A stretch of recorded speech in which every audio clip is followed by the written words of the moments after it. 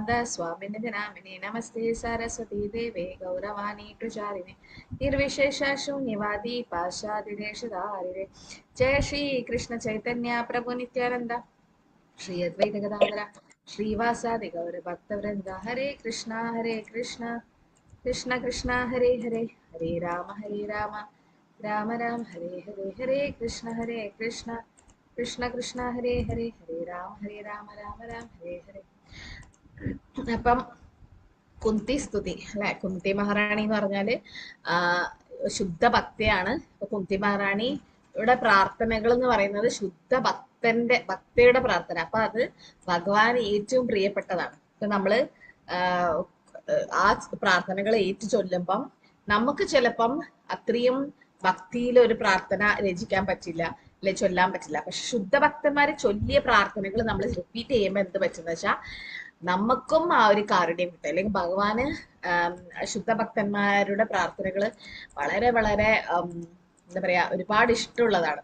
നമുക്ക് അത് റിപ്പീറ്റ് ചെയ്യുകയാണെങ്കിൽ, അത് നമ്മൾ ഏറ്റു ചൊല്ലുമ്പം അല്ലെങ്കിൽ നമ്മൾ പിന്നീടും അത് ചൊല്ലുമ്പോൾ ഭഗവാന് കൂടുതൽ ഇഷ്ടപ്പെടുന്ന പറയുന്നത്. നമ്മുടെ പ്രാർത്ഥനയെക്കാളും ശുദ്ധഭക്തന്മാര് ചെയ്ത പ്രാർത്ഥനകൾ നമ്മൾ ഏറ്റു ചൊല്ലുമ്പോൾ. അപ്പം കുന്തി സ്തുതി അങ്ങനെയുള്ള ഒരു സ്തുതിയാണ് അല്ലെ, ഭഗവാനെ സ്തുതിക്കുന്നതിനെ കുറിച്ചിട്ടാണ് അല്ലെ, ഭഗവാനെ കുറിച്ചിട്ട് പ്രാർത്ഥിക്കുകയാണ്, ഭഗവാനോട് കുന്തി മഹാറാണി പറയുന്ന കാര്യങ്ങൾ. അപ്പം ഒരുപാട് പേര് ഈ കുന്തി സ്തുതി ചൊല്ലുമ്പം ആ ഒരു ശ്ലോകം ഉണ്ടല്ലോ, വിപദാശാന്ത തത്ര തത്ര ജഗദ്ഗുരു ഭവതോ ദർശനം യസ്യ അപുന ഭവദർശനം. അപ്പൊ ആ ഒരു ശ്ലോകം അവര് വിട്ട് കളഞ്ഞിട്ടാണ് ചൊല്ലുക. അതായത് അവർക്ക്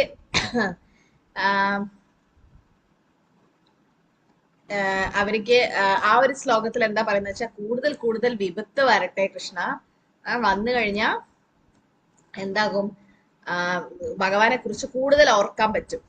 ആ ഒരു കാര്യം പറയും, ഭഗവാനെ കുറിച്ച് കൂടുതൽ ഓർക്കാൻ പറ്റുന്നതുകൊണ്ട് കൂടുതൽ കൂടുതൽ എനിക്ക് ബുദ്ധിമുട്ടുകൾ വരട്ടെ എന്നാണ് കുന്തി മഹാറാണി പറഞ്ഞത്. അല്ലെ, ഭഗവാനെ കാണാൻ പറ്റും,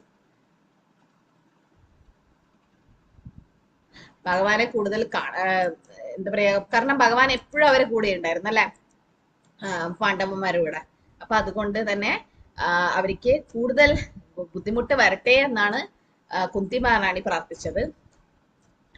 പക്ഷെ അത് ഒരുപാട് ഡിവോട്ടീസ് അത് സ്കിപ്പ് ചെയ്തിട്ട് അത് ചൊല്ലാതെ അടുത്ത ശ്ലോകം ചൊല്ലും. പക്ഷെ അതിന്റെ ആവശ്യമില്ല. എന്താ പറയാ, നമുക്ക് ശുദ്ധഭക്തന്മാർക്കാണ് കൂടുതൽ ബുദ്ധിമുട്ടുകൾ ഭഗവാൻ വരുത്തുന്നെന്ന് പറയും. എന്തുകൊണ്ടാണെന്നറിയോ? കർമ്മങ്ങൾ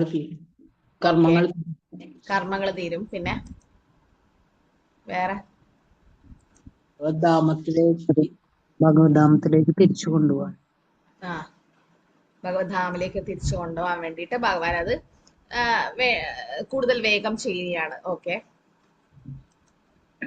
ഭഗവാന് കൂടുതൽ സ്നേഹമുള്ളതുകൊണ്ട് ഓക്കെ, ശുദ്ധഭക്തന്മാരോട് അവരുടെ പരിശുദ്ധ ഭക്തിയിലേക്ക് വരാൻ വേണ്ടി പുനർജന്മം ഉണ്ടാവാതെ നേരെ ഗോലോക വൃന്ദാവനത്തിലേക്ക് എത്താം. ഓക്കെ, ശുദ്ധഭക്തന്മാര് നേരെ ഗോലോകത്തേക്ക് പോകും. ഓക്കെ, വേറെ അവരുടെ ഭക്തിയെ പരീക്ഷിക്കുന്നതാണോ മാതാജി? അതൊരു കാര്യമായിട്ട് നമുക്ക് പറയാം. പരീക്ഷിക്കുകയാണ്. അതായത് അവരുടെ അത് മാത്രല്ല, അതിലൂടെ ഭഗവാൻ എന്താ നമ്മളെ പഠിപ്പിക്കുന്നത്? ആഗ്രഹം വെച്ച് പുലർത്തരുതെന്ന്, ഭൗതികമായിട്ടുള്ള ദൃഢമായിട്ടുള്ള വിശ്വാസം വേണം. എന്ത് ബുദ്ധിമുട്ട് വന്നാലും നമുക്ക് മാതൃകയാക്കി കാണിച്ചു തരാം. എന്ത് ബുദ്ധിമുട്ട് വന്നാലും ഭഗവാനോടുള്ള വിശ്വാസം ഒരിക്കലും മാറാൻ പാടില്ല, ദൃഢഭക്തി. അത് ശുദ്ധഭക്തന്മാര് അല്ലെ, ശുദ്ധഭക്തന്മാര് അങ്ങനെയാണ്. അപ്പൊ നമുക്ക് കുന്തി സ്തുതി ഓരോ സ്തുതിയായിട്ട് തന്നെ നമുക്ക് എടുക്കണം. ഇപ്പൊ നമുക്ക് ഭാഗവതത്തിൽ തന്നെ നേരിട്ട് വായിക്കാം. ഇതിൽ കുറച്ച് മിസ്റ്റേക്സ് ഉണ്ടാവും, കാരണം ഇത് ഗൂഗിളിൽ ട്രാൻസ്ലേറ്റ് ചെയ്തതുകൊണ്ട്. പക്ഷെ നമുക്ക് ഇതിൽ തന്നെ ബുക്ക് തന്നെ വായിക്കാം. കുന്തി സ്തുതി മാത്രം നമ്മള് എല്ലാവരും ചൊല്ലുവും വേണം, ഏറ്റു ചൊല്ലണം. എന്നിട്ട് നമുക്ക് അതിന്റെ വിവർത്തനം കുറച്ച് എക്സ്പ്ലെയിൻ ചെയ്തിട്ട് പോകാം. ഓം നമോ ഭഗവതേ വാസുദേവായ. കുന്തി ഉവാച നമസ്തേ പുരുഷം തുവാദ്യം ഈശ്വര പ്രകൃതേ പരം അലക്ഷ്യം സർവഭൂതാനാം അന്തർബഹിർ അവസ്ഥിതം. എല്ലാവരും ഏറ്റു ചൊല്ല. കുന്തി ഉവാച കുന്തി ഉവാച നമസ്തേ പുരുഷം ത്വാദ്യം നമസ്തേ നമസ്തേ പുരുഷം ത്വാദ്യം ഈശ്വര പ്രകൃതേ പരം പ്രകൃതേ പരം അലക്ഷ്യം സർവഭൂതാനാം അലക്ഷ്യം സർവഭൂതാനാം അന്തർബഹിർ അവസ്ഥിതം.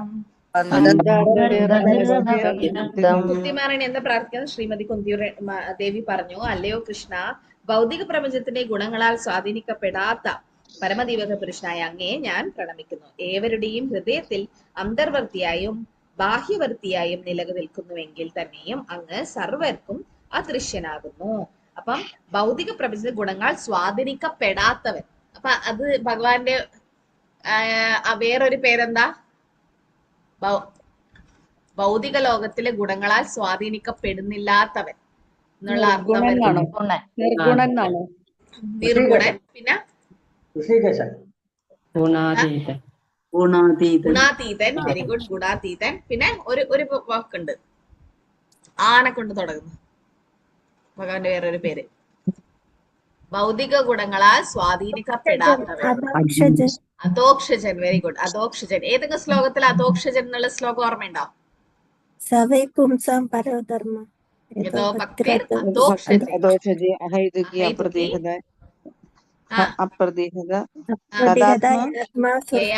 സുപ്രസീതതി. Very good. അപ്പൊ അതിലെന്താ പറയുന്നത്?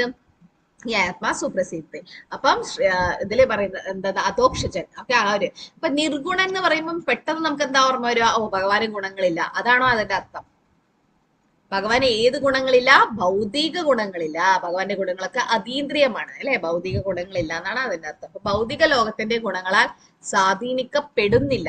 നമ്മളെ ബദ്ധാത്മാവെന്ന് വിളിക്കുന്നത് എന്തുകൊണ്ടാ? ഈ ത്രിഗുണങ്ങള്, സത്വരജസ് തമോ ഗുണം നമ്മളെ ബാധിക്കുന്നുണ്ട്. നമ്മളെ എന്താ പറയാ, ബദ്ധാത്മാക്കൾ എന്ന് വിളിക്കുന്നത്. പക്ഷെ ഭഗവാൻ അങ്ങനെയല്ല. ഭഗവാൻ അപ്പൊ ഇതിലെന്താ പറയുന്നത്? കുന്തി മഹാറാണി പറയുന്നത് ആദിമ വ്യക്തി. നമസ്തേ പുരുഷം തു ആദ്യം. ഓക്കെ, ബ്രഹ്മസംഹിതയിലും പറയുന്നുണ്ട് അല്ലെ?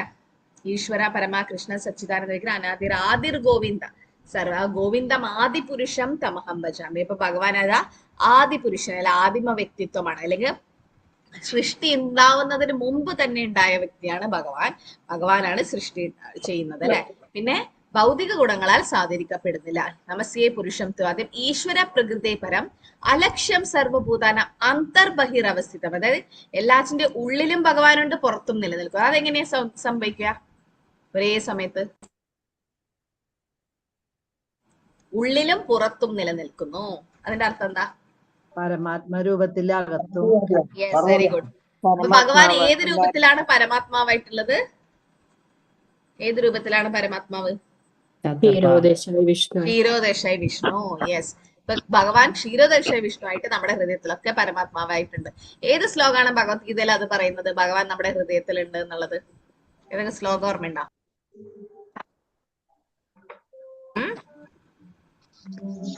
ശ്ലോകം ആർക്കും ഓർമ്മയില്ലേ? രണ്ടാം അധ്യായത്തിലല്ലേ മാതാജി? ഭക്തിശാസ്ത്രം നിങ്ങൾ പഠിച്ചതല്ലേ? ശ്ലോകം ചൊല്ലു. ശ്ലോകം ഭഗവാൻ നമ്മുടെ ഹൃദയത്തിൽ പരമാത്മാവായിട്ടുണ്ടെന്നുള്ള ശ്ലോകം. സർവസ്യ ചാഹം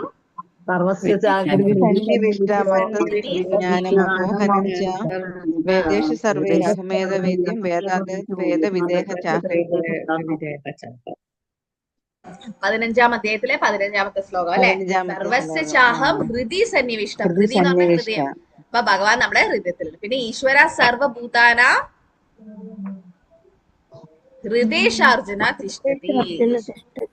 ഹൃദയശാർജുന, അർജുന ഞാൻ എല്ലാവരുടെ ഹൃദയത്തിലുണ്ട്. അപ്പൊ ഈ രണ്ട് ശ്ലോകത്തിൽ എന്താ പറയുന്നത്? സർവസ്യ ചാഹം ഹൃദി സന്നിവിഷ്ടം. അപ്പൊ ഭഗവാൻ എല്ലാവരുടെ ഹൃദയത്തിലാണ് ഉള്ളത്, പിന്നെ പരമാത്മാവായിട്ട്. അപ്പൊ ഹൃദയ ശസ്ത്രക്രിയ ചെയ്യുന്നവരുടെ കാര്യോ? ഹൃദയം മാറ്റിവെക്കൽ എന്നൊക്കെ കേട്ടിട്ടില്ലേ? ആ സമയത്ത് എന്താവുക?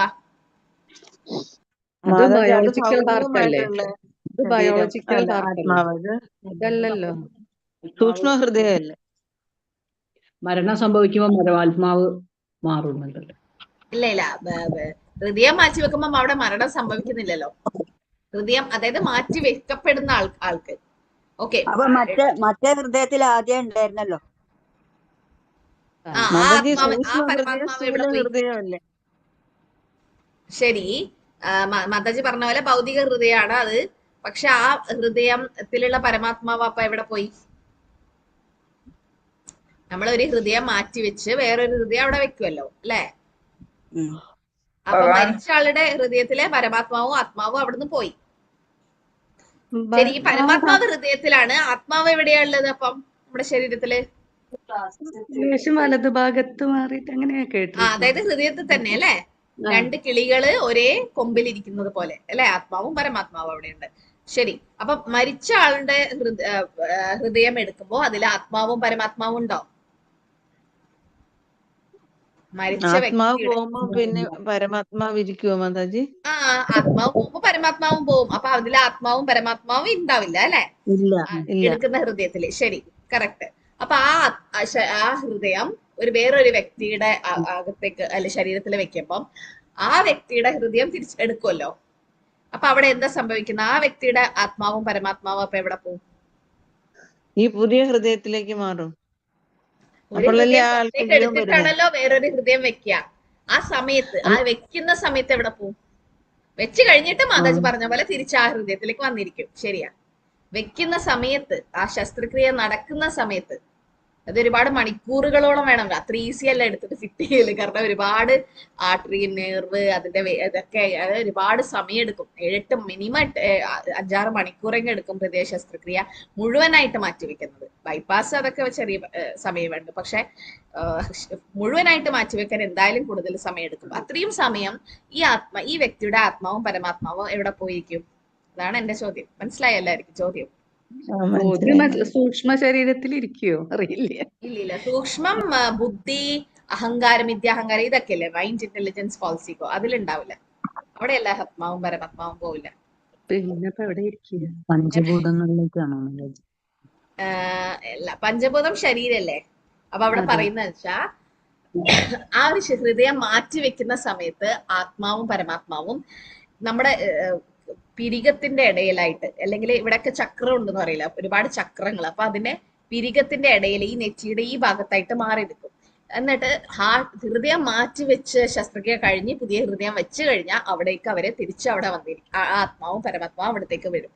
പക്ഷേ നമ്മുടെ ശരീരത്തിലെ വായു ഉണ്ടല്ലോ അല്ലെ? പ്രാണ, അപന, വ്യാന, അങ്ങനെ ഒരു പഞ്ചവായു. അപ്പൊ എവിടെയാണോ ഈ വായു ഇവരൊക്കെ ഒരുമിച്ച് ഉണ്ടാവുന്നത് ആ സ്ഥലത്താണ് ആത്മാവും പരമാത്മാവും. പക്ഷെ ഏകദേശം ശരീരത്തിന്റെ മേൽഭാഗത്തായിട്ട്, അതായത് പിരികത്തിന്റെ ഇടയിലായിട്ട് അങ്ങനെ അവിടെ വന്ന് നിൽക്കും. ശരിക്കും നമ്മുടെ ഇപ്പൊ ഒരു ഉദാഹരണം പറയുന്ന വെച്ചാൽ, നിങ്ങൾ ഇരിക്കുന്ന കസേലയ്ക്ക് 4 കാലുണ്ട് അല്ലെ? അപ്പൊ ഒരു കാല് ഒടിഞ്ഞിട്ടുണ്ടെങ്കിൽ നിങ്ങൾക്ക് ഒരു കാർപ്പൻറ്റർ വന്നിട്ട്, ഒരു ആശാരി വന്നിട്ട് ആ കാല് ശരിയാക്കണം. അപ്പൊ ശരിയാക്കുമ്പോ നിങ്ങൾക്ക് ആ കസേലയിൽ ഇരിക്കാൻ പറ്റുമോ? ഇരുന്നുകൊണ്ട് ശരിയാക്കാൻ പറ്റില്ലല്ലോ, എണീക്കണം. അപ്പൊ നിങ്ങൾ ഇരിക്കുന്ന കസേലയിൽ നിങ്ങൾ കുറച്ച് സമയത്തേക്ക് എണീച്ചപ്പോ അദ്ദേഹം പറയുന്ന ഒരു മണിക്കൂർ കൊണ്ട് പണി കഴിയും. ആശാരി പറയാണ് 1 മണിക്കൂർ കൊണ്ട് ആ കാല് നമുക്ക് ശരിയാക്കി തരാമെന്ന് പറഞ്ഞാൽ നിങ്ങൾ അവിടുന്ന് എണീച്ച് വേറൊരു കസേലയിൽ പോയിരിക്കും. ആ സമയം കൊണ്ട് അദ്ദേഹം ആ പഴയ കസേല ശരിയാക്കി പുതിയൊരു കാലൊക്കെ വെച്ച് ശരിയാക്കി, അത് ശരിയാക്കി കഴിഞ്ഞിട്ടാകുമ്പോൾ നിങ്ങൾ തിരിച്ച് വന്ന് ആ കസേലയിലിരിക്കും അല്ലെ? അത്രേ ഉള്ളൂ കാര്യം. അതായത് ശസ്ത്രക്രിയ നടക്കുന്ന സമയത്ത് ആത്മാവും പരമാത്മാവും അതേ ശരീരത്തിൽ തന്നെ വേറൊരു ഭാഗത്ത്, മെയിനായിട്ടും ഈ നെറ്റിയുടെ ഈ ഒരു ഭാഗത്തായിട്ട് വന്നിരിക്കും. ചില ശസ്ത്രക്രിയ നടക്കുമ്പം ആ വ്യക്തി ഓപ്പറേഷൻ തിയേറ്ററിൽ നടന്ന കാര്യങ്ങളൊക്കെ കണ്ടിട്ടുണ്ടാവും. മുഴുവനും മയക്കി കിടക്കും. ജനറൽ അനസ്തേഷ്യയാണ് സാധാരണ ഹൃദയ ശസ്ത്രക്രിയകൾ കൊടുക്കാറ്. ഇത് മുഴുവനായിട്ട് മയക്കിയിട്ടും അദ്ദേഹത്തിന് ചില ഓപ്പറേഷൻ തിയേറ്ററിലൊക്കെ ഡോക്ടർമാരെ ഇങ്ങനെ പാട്ടൊക്കെ വെക്കും, അവർക്ക് ഒരുപാട് സമയം ഇങ്ങനെ ക്ഷീണമൊന്നും തോന്നാണ്ടിരിക്കാൻ. അപ്പൊ ആ വ്യക്തി ആ ഓപ്പറേഷൻ തിയേറ്ററിൽ നടന്ന കാര്യങ്ങളൊക്കെ പിന്നീട് ICUയിൽ പോയിട്ട് എല്ലാം പറഞ്ഞത്രേ. ഇവിടെ ഇന്ന ഡോക്ടർ ഇന്നത് സംസാരിച്ചു, അല്ലെങ്കിൽ എല്ലാം അദ്ദേഹത്തിന് മുഴുവനായിട്ട് മയക്കി കിടന്നിട്ടും അദ്ദേഹത്തിന് ഒക്കെ കേൾക്കാൻ പറ്റി. അതെങ്ങനെ സാധിച്ചു? എല്ലാ കേസിലല്ല, ചില കേസിൽ അങ്ങനെ പറ്റി. ചില സമയത്ത് ചില പേർക്ക് മാത്രം അങ്ങനെ കേൾക്കാൻ പറ്റി. അതെന്തുകൊണ്ടാണെന്നറിയോ? അതാണ് ഔട്ട് ഓഫ് ബോഡി എക്സ്പീരിയൻസ്. അതായത് ആത്മാവ് കുറച്ച് സമയത്തേക്ക് ശരീരത്തിൽ നിന്ന് പുറത്തേക്ക് വരും. അതായത് ആ വ്യക്തി ചിലപ്പോൾ മരണം നേരിട്ട് കാണും, അല്ലെങ്കിൽ മുന്നിൽ കാണും എന്നൊക്കെ പറഞ്ഞ ഒരു അവസ്ഥയുണ്ടല്ലോ. അതായത് ചില ആള് മുങ്ങിച്ചാവുന്ന സമയത്ത് അല്ലെങ്കിൽ അങ്ങനെ എന്തെങ്കിലും അതായത് മരണം ഓൾമോസ്റ്റ് നേരിട്ടു അല്ലെങ്കിൽ ഓൾമോസ്റ്റ് ആത്മാവ് ശരീരത്തിൽ നിന്ന് വിട്ടു പോകാനായി, പക്ഷെ എന്തോ എന്താ പറയാ എന്തോ കാരണം കൊണ്ടല്ല, ആയുസ് ഉണ്ട്, ഇനിയും ആയുസ് ഉള്ളത് കൊണ്ട് ആത്മാവ് തിരിച്ച് ആ ശരീരത്തിലേക്ക് കയറും. അങ്ങനെ ഒരു അവസ്ഥ ചില സമയത്ത് നടക്കും. അപ്പൊ ഇവിടെ പറയുന്ന ഭഗവാൻ എല്ലാവരുടെ ഹൃദയത്തിലും എല്ലാറ്റിന്റെയും ഉള്ളില് അണ്ടാന്തരസ്ഥ പരമാണ് ചെയ്യുന്നത്. ഇവരുടെ ഒരു അണ്ടത്തിൽ പോലും ഒരു ആറ്റമിൽ പോലും ഭഗവാൻ ഉണ്ട്. അത് അത്രയും ചെറുതാണ്. അപ്പൊ അതിലും ചെറുത് ഭഗവാനാകാൻ പറ്റും. അതെന്ത് സിദ്ധിയാ ഭഗവാന്റെ? ചെറുതിനേക്കാൾ ചെറുതാക്കാൻ പറ്റുന്ന സിദ്ധി എന്താ? അനിമ സിദ്ധി.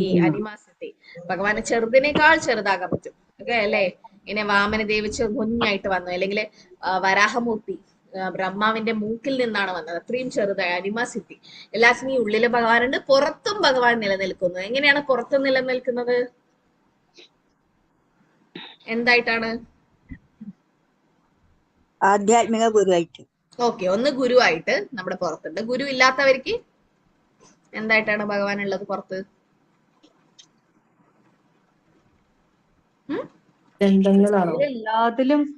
എല്ലാത്തിലും ഭഗവാനുണ്ടല്ലേ? ഭഗവാന്റെ ബഹിരംഗ ശക്തി. ഭൂമി രപോ നലോ വായു കമ്മനോർ ബുദ്ധിരേവച അഹങ്കാരം പിന്നെ ഭിന്ന പ്രകൃതി രക്ഷത. ഈ പ്രകൃതി പോലും ഭഗവാൻ തന്നെയാണ് അല്ലെ? ഭൂമി, അഗ്നി, ജലം. നമുക്കപ്പം പുറത്ത് നിങ്ങൾ ഒരു നിരീശ്വരവാദിയാണെങ്കിൽ പോലും അദ്ദേഹത്തിനും ഭഗവാൻ പുറത്തുണ്ട്. എന്തുകൊണ്ടാ? പുറത്ത് ഭഗവാൻ എല്ലാ രൂപത്തിലായിട്ടുണ്ട്, എല്ലായിടത്തും ഭഗവാൻ ഉണ്ട്. അഹം സർവസ്യ പ്രഭോ മത്ത സർവം പ്രവർത്തത. എല്ലാത്തിലും ഈശാവാസ്യമിതം സർവം, എല്ലാം ഭഗവാന്റെതാണ്. അപ്പൊ പുറത്തും ഭഗവാൻ നിലനിൽക്കുന്നു, അതേസമയം അകത്തും നിലനിൽക്കും. അപ്പൊ കുന്തി മഹാറാണിയുടെ കുന്തി സ്തുതി നടക്കുമ്പോഴും ഉത്തര അവിടെ വന്ന് പ്രാർത്ഥിക്കുമ്പോഴും ഭഗവാൻ ഉത്തരയുടെ ഗർഭപാത്രത്തിലും കയറും, അതേസമയം തന്നെ കുന്തി മഹാറാണിയുടെ അടുത്തും നിൽക്കുന്നുണ്ട് അല്ലെ? അതാണ് എന്ത് ശക്തിയാണ് ഭഗവാന്റെ? അത് ആ ശക്തി എന്നാ വിളിക്കുക?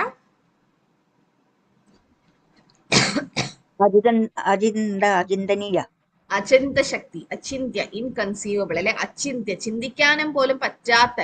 എങ്ങനെയാണോ നാരദ് മുനി ദ്വാരകയിൽ പോയപ്പോ 16,108 കൊട്ടാരത്തിലും ഭഗവാൻ ഉണ്ടായിരുന്നു അല്ലെ? അതൊക്കെ അചിന്ത്യ ശക്തി, നമുക്ക് ചിന്തിക്കാൻ പോലും പറ്റാത്തത്ര ആ ഒരു ശക്തിയാണ് ഭഗവാന്റേത്, അചിന്ത്യ ശക്തി. ഓക്കെ, അപ്പൊ അകത്തും പുറത്തും ഭഗവാൻ നിലനിൽക്കുന്നു. എങ്കിലും ഭഗവാൻ അദൃശ്യനാണ്. അതെങ്ങനെയാ? പുറത്ത് ഭഗവാൻ ഉണ്ടല്ലോ, അകത്തും ഉണ്ടല്ലോ, പക്ഷെ എങ്ങനെയാ അദൃശ്യനാകുന്നത്? എങ്ങനെയാണ് ഭഗവാൻ അദൃശ്യൻ? നമ്മുടെ കണ്ണുകൊണ്ട് കാണാൻ ഓക്കെ, നമ്മുടെ ചർമ്മ ചക്ഷുസ് കൊണ്ട് നമുക്ക് കാണാൻ പറ്റില്ല. വളരെ ചെറുതല്ലേ, നഗ്ന നേത്രങ്ങൾക്ക് കാണാൻ പറ്റത്തില്ല. അത് ആത്മാവിനെ 1/10,000 ടിപ്പ് ഓഫ് ദ ഹെയർ അല്ലെ? കേശാഗ്രശത ഭാഗസ്യ, അത് ആത്മാവല്ലേ? ഭഗവാനെ കാണാൻ പറ്റില്ല. ഭഗവാനെ എല്ലാവർക്കും ഭഗവാൻ അദൃശ്യനാണ് എന്ന് പറയുന്നു. ഏത് രീതിയിലാണ്? അല്ലെങ്കിൽ ഭക്തന്മാർക്ക് ഭഗവാനെ കാണാൻ പറ്റും അല്ലെ? ഭക്തന്മാർക്ക് കാണാം. അതിനു വേണ്ടിയിട്ടാണ് ഭഗവാൻ ഏത് രൂപത്തിൽ വന്നത്? ഭക്തന്മാർക്ക് കാണാൻ വേണ്ടിയിട്ട് അവതാരങ്ങൾ എടുത്തു വന്ന് ഓക്കെ അവതാരം.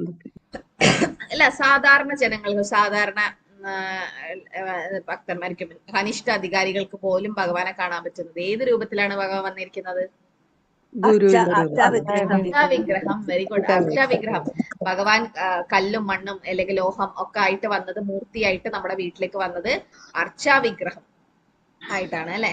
അപ്പൊ നമ്മളിങ്ങനെ ഭഗവാനെ രാത്രി ഉറക്കാൻ കിടത്തും, ചെറിയ ബെഡും ഇതൊക്കെ ഉണ്ട്. അപ്പം എന്റെ മകൻ പറയായിരുന്നു, ഭഗവാനെ ഉറക്കണ്ടേ, ആഭരണങ്ങളൊക്കെ ഊരി വെച്ചിട്ട് ഉറക്കണ്ടേ എന്ന് പറയും. അപ്പൊ അവന്റെ അച്ഛൻ പറഞ്ഞു, ഭഗവാൻ ഉറങ്ങിക്കോളും, ഭഗവാനെ ആരും ഉറക്കേണ്ട ആവശ്യമില്ല. പക്ഷെ ഭഗവാൻ നമുക്ക് വേണ്ടി വന്നതാണ്, നമ്മുടെ സേവ സ്വീകരിക്കാൻ വേണ്ടിട്ട് അല്ലെ?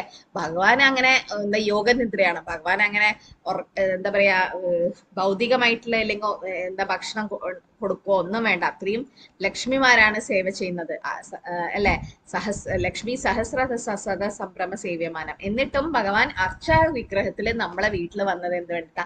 ചെറിയ ലഡുഗോപാലായിട്ട് അല്ലെങ്കിൽ വിഗ്രഹമായിട്ട് വന്നത് നമ്മുടെ സേവ സ്വീകരിക്കാൻ വേണ്ടിട്ട്, അല്ലെങ്കിൽ നമുക്ക് ആ കാരുണ്യം കിട്ടാൻ വേണ്ടി ഭഗവാൻ വരികയാണ്. അപ്പൊ ഭഗവാൻ അദൃശ്യനാണ്. നാഹം പ്രകാശ സർവസ്യ യോഗമായ സമാവൃത. എല്ലാവർക്കും ഭഗവാനെ കാണാൻ പറ്റില്ല, ഭക്തന്മാർക്ക് മാത്രമാണ് ഭഗവാനെ കാണാൻ പറ്റുക. അപ്പൊ അത് കുന്തി മഹാറാണി ഈ ഒരു ശ്ലോകത്തിൽ നിന്ന് നിങ്ങൾക്ക് എന്ത് മനസ്സിലായി? കുന്തി മഹാറാണിക്ക് എന്ത് മനസ്സിലായി ഭഗവാനെ കുറിച്ചിട്ട് എന്ന അർത്ഥം? കൃഷ്ണനെ കുറിച്ച് കുന്തിമറാണിക്ക് എന്താണ് മനസ്സിലായത്? ഈ ശ്ലോകത്തിന് എന്താ മനസ്സിലാവുന്നത്? ഭഗവാൻ പരമദിവ്യോത്തമ പുരുഷനാണ്. കൃഷ്ണൻ പരമദിവ്യത്വം പുരുഷനാണെന്നുള്ളത് കുന്തിമറാണിക്ക് അറിയായിരുന്നു. അല്ലെ യശോദമയ്യ പോലെയല്ല, യശോദമയ്യക്ക് ഭഗവാൻ കൃഷ്ണൻ പരമദിവ്യത്വ പുരുഷനാണെന്ന് അറിയാൻ പറ്റിയില്ലായിരുന്നു. പക്ഷെ കുന്തിമറാണിക്ക് ആദ്യത്തെ ശ്ലോകത്തിൽ തന്നെ പറയുന്നുണ്ട് അല്ലെ, ഈശ്വര പ്രകൃത നമസ്യേ പുരുഷം തു ആദ്യം ഈശ്വര പ്രകൃതേ പരം. അങ്ങ് ആദിപുരുഷനാണെങ്കിൽ അങ്ങ് ഈശ്വരനാണ്. അലക്ഷ്യം സർവ അന്തർബഹിരവസ്ഥിതം, പുറത്തും അകത്തും എല്ലാം അങ്ങുണ്ടെന്ന്, അതായത് പരമാത്മാവിനെ കുറിച്ചിട്ടും ഭഗവാനെ കുറിച്ചിട്ടും എല്ലാം മനസ്സിലാക്കി കുന്തിമറാണിക്ക് ആദ്യമേ ഇതൊക്കെ അറിയാമായിരുന്നു അല്ലെ. പുരുഷൻ ആദിമ പുരുഷൻ എന്ന് അഭിസംബോധന ചെയ്യുന്നു ഭഗവാനെ അല്ലെ. അപ്പൊ അതുകൊണ്ട് കുന്തിമറാണിക്ക് അറിയാം. പിന്നെ എന്താ പറയുന്നത്? ഇതന്നെ 15:15 സർവസ്യ ചാഹം ഹൃദയ സന്നിവേശനം, എല്ലാവരുടെ ഹൃദയത്തിലും ഭഗവാൻ കുടികൊള്ളുന്നു. അല്ലെങ്കിൽ ഭഗവാൻ അദൃശ്യനായിട്ട് നിൽക്കുന്നതായിരിക്കാം അഭക്തന്മാർക്ക്. പക്ഷെ ഭഗവാൻ കുന്തിമറാണിയുടെ മുമ്പിൽ ഉണ്ടായിട്ട് പോലും അതേസമയം അശ്വത്ഥമാവ് ബ്രഹ്മാസ്ത്രം ആക്രമിച്ചപ്പം ഉത്തരയുടെ ഗർഭപാത്രത്തിൽ ഭ്രൂണത്തെ രക്ഷിക്കാൻ അദ്ദേഹം ഉത്തരയുടെ ഗർഭപാത്രത്തിലും ഒരേ സമയത്ത് പ്രവേശിച്ചു. അപ്പൊ അത് ഭഗവാൻ സർവവ്യാപിയാണ്, അല്ലെങ്കിൽ ഭഗവാൻ അചിന്ത്യ ശക്തിയാണ് അതവിടെ കാണിക്കുന്നത്. അപ്പം അതുപോലും കുന്തിമറാണിക്ക് ശരിക്കും അറിയില്ലായിരുന്നു. പക്ഷെ പ്രഭുപാദർ ഭാവാർത്ഥത്തിൽ പറയാണ്, കുന്തിമറാണി അനുഭവപ്പെട്ടത് എന്താ വെച്ചാൽ ഭഗവാൻ തന്റെ മുമ്പിൽ സന്നിധനാണെന്ന് കുന്തിമറാണിക്ക് അറിയാം. അതേ സമയത്ത് തന്നെ ഉത്തരയുടെ ഗർഭപാത്രത്തിലും ഭഗവാൻ പ്രവേശിച്ചു അല്ലെ. ഒരു തമ്പ് സൈസ് അല്ലെ, ഈ ഒരു സൈസില് ഭഗവാൻ അവിടെ കയറി. എന്നിട്ട് ആ ഗർഭപാത്രത്തിലെ കുട്ടിയെ അദ്ദേഹം സംരക്ഷിച്ചു. അപ്പം അതാണ് ആദ്യത്തെ ശ്ലോകത്തില് മെയിൻ ആയിട്ട് പറയുന്നത്. കുന്തിമറാണിക്ക് ഭഗവാന്റെ ആ ഒരു പൊസിഷൻ അറിയായിരുന്നു, അല്ലെങ്കിൽ ഭഗവാൻ ആരാണ്, കൃഷ്ണൻ ആരാണെന്ന് കുന്തിമറാണിക്ക് അറിയായിരുന്നു. പിന്നീട് അടുത്ത ശ്ലോകത്തിൽ എന്താ പറയുന്നത്? മായാജവനികാചന്നം അച്ചാദോക്ഷജമവ്യം നലക്ഷ്യസേ മൂഢദൃശ നാട്ടോ നാട്യോദരോ യഥാ. ഓക്കെ, ഇപ്പൊ എല്ലാവരും ഏച്ചു പറയാ. മായാജവനികാചന്നം മായാജവനികാച്ഛന്നം അജ്ഞാദോക്ഷജമവ്യയം അജ്ഞാദോക്ഷജമവ്യയം അലക്ഷ്യസേ മൂഢദൃശ നാട്ടോ നാട്യോദരോ യഥാ. അധോ നാട്യോദരോ യഥാ. ഇതിലെന്താ പറയുന്നത്? മായാജവനികാച്ഛന്നം അജ്ഞാദോക്ഷജമവ്യയം അലക്ഷ്യസേ മൂഢദൃശ നാട്ടോ നാട്യോദരോ. മായാജവനികാച്ഛതം എന്ന് പറഞ്ഞാൽ എന്താ? മായാദേവി, മായ ഭഗവാനെ കവർ ചെയ്യുന്നുണ്ടോ? മായാദേവി ആരെയാണ്? ഭഗവാനെ കവർ ചെയ്യുന്നില്ല. അങ്ങനെയാണെങ്കിൽ മായക്ക് കാണാനല്ലോ ശക്തി കൂടുതൽ. അപ്പൊ മായ ഭഗവാന്റെ ദേവിഹേഷ ഗുണമായി മമ മായ ദുരത്തെയാണല്ലേ. ദേവിഹേഷ ഗുണമായി മമ മായ ദുരത്തെയ. അപ്പം ഭഗവാന്റെ തന്നെ മായാശക്തിയാണ് അല്ലെ, ഭഗവാന്റെ തന്നെയാണ് മായ. അപ്പം അതെങ്ങനെ മായ? അപ്പൊ നമ്മുടെ കണ്ണിനെയാണ് കവർ ചെയ്യുന്നത്, ഭഗവാനെ അല്ല. പിന്നെ ഇതിലെന്താ പറയുന്നത്? പരിമിതമായ ഇന്ദ്രിയ ജ്ഞാനത്തിന്റെ പരിധിക്കും അപ്പുറത്താകുന്നതിനാൽ വഞ്ചനാപരമായ ഊർജത്തിന്റെ തിരശീലയാൽ മൂടപ്പെട്ട നിത്യമായി കുറ്റമറ്റ ഘടകമാണ് നിങ്ങൾ. കളങ്കരഹിത വേഷം ധരിച്ച ഒരു നടനെ പോലെ. അപ്പൊ ഭഗവാൻ എങ്ങനെയാ നൃത്തം ചെയ്യുന്നതെന്ന് നാട്യോദരവ്യത. അതായത് ഒരു വേഷം സ്വീകരിച്ചു കഴിഞ്ഞാൽ അദ്ദേഹം ആ ഒരു ഇപ്പം എന്താ പറയാ, ഒരു നാടകമായാലും സിനിമയായാലും അവിടെ അഭിനയിക്കും അല്ലെ. അപ്പൊ ആ സമയത്ത് നമുക്ക് പെട്ടെന്ന് മനസ്സിലാവില്ല ഇത് ആരാണ്, മേക്കപ്പ് ഒക്കെ ഇട്ട് കഴിഞ്ഞാൽ ഇത് ഏത് വ്യക്തിയാണെന്ന് മനസ്സിലാവില്ല. അതുപോലെ ഭഗവാൻ ഓരോ വേഷം സ്വീകരിക്കുകയാണെന്നാ പറയുന്നത്. അതായത് നിഷ്കളങ്കനായ ഒരാളെ നിരീക്ഷിക്കുന്ന തിരിച്ചറിയാൻ കഴിയാത്തതുപോലെ ഒരു നടനെ നമുക്ക് ചിലപ്പം തിരിച്ചറിയാൻ കഴിയില്ല, അദ്ദേഹം ചെയ്യുന്ന ആ ഒരു വേഷം, ഒരു കുറെ മേക്കപ്പ് ഒക്കെ ഇട്ട് കഴിഞ്ഞാൽ. അതുപോലെ ഭഗവാൻ അതുപോലെ ചെയ്യുന്ന, അതുകൊണ്ട് വിദ്യകളായ നിരീക്ഷകന് അദൃശ്യനാണെന്ന് പറയുന്നു ഭഗവാൻ. അപ്പം ബുദ്ധി കുറഞ്ഞവർക്ക് ഭഗവാനെ മനസ്സിലാക്കാൻ പറ്റില്ല, അല്ലെങ്കിൽ ഭഗവാനെ തെറ്റിദ്ധരിക്കപ്പെടും, അവരെ പരിഹസിക്കുകയും ചെയ്യും, അവർക്ക് മനസ്സിലാവില്ല ഭഗവാനെ കുറിച്ച്. അല്ലെ, അസുരന്മാർക്കും ഭഗവാനെ മനസ്സിലാക്കാൻ പറ്റില്ല. അപ്പൊ ഭഗവാൻ ഏത് രൂപത്തിൽ വന്നാലും അസുരന്മാർക്ക്, ഇപ്പം നരസിംഹ വന്നപ്പം ഹിരണ്യകശിപുന് മനസ്സിലായില്ല, ഇത് ആരാണെന്ന് മനസ്സിലായില്ല. പക്ഷെ പ്രഹ്ലാദന് വേഗം മനസ്സിലായി അല്ലെ, ഭഗവാൻ തന്നെ, എന്റെ ഭഗവാനാണ് അവന്റെ വിഷ്ണു തന്നെയാണ് വന്നത് എന്ന് മനസ്സിലായി. അപ്പൊ അതുകൊണ്ട് ഭക്തന്മാർക്ക് ഭക്ത്യാ മാമപി ജാനാതി, ഭക്തന്മാർക്ക് മാത്രമേ ഭഗവാനെ മനസ്സിലാക്കാൻ പറ്റൂ. അപ്പൊ ഇതിലെന്താ പറയുന്നത്? മായാജവനികാച്ഛന്നം അജ്ഞാതോക്ഷജമവീയം. മായാജവനികാച്ഛന്നം. അപ്പൊ ഇതിലും കുന്തിമഹാറാണി പറയാണ്, പരിമിതമായ ഇന്ദ്രിയ ദൃഷ്ടിക്ക് അതീതനാകയാൽ മായയുടെ യവനികാൽ മൂടപ്പെട്ട നിത്യ അഗർഹ്യ ഘടകമാണ് അങ്ങ്. ഒരു നടൻ എന്ന വ്യക്തിയെ കഥാപാത്രത്തിൽ നിന്നും വേർതിരിച്ചറിയാൻ മൂട് നിരീക്ഷകർക്ക് കഴിയാത്തതുപോലെ അങ്ങ് വിഡ്ഢിയായ വീക്ഷകരെ അദൃശ്യനാകുന്നു. അപ്പൊ ഭഗവാൻ പെട്ടെന്ന് നമുക്ക് ഭഗവാനെ കുറിച്ച് മനസ്സിലാവണം എന്നില്ല. ഒരു ഒരു ഭക്തിയിലൂടെ അല്ലെങ്കിൽ ഗുരുവിലൂടെ മാത്രമേ നമുക്ക് ഭഗവാനെ മനസ്സിലാക്കാൻ പറ്റൂ, അല്ലെ നേരിട്ട് അറിയാൻ പറ്റൂ. അപ്പൊ അതുകൊണ്ട് ഗുരു വളരെ വളരെ പ്രധാനപ്പെട്ടതാണ്. മായാജവനികാച്ഛന്നം അജ്ഞാതോക്ഷജം അവ്യയം. അപ്പൊ മായാദേവി അല്ലെ, അത് എത്ര തരം മായയുണ്ട്?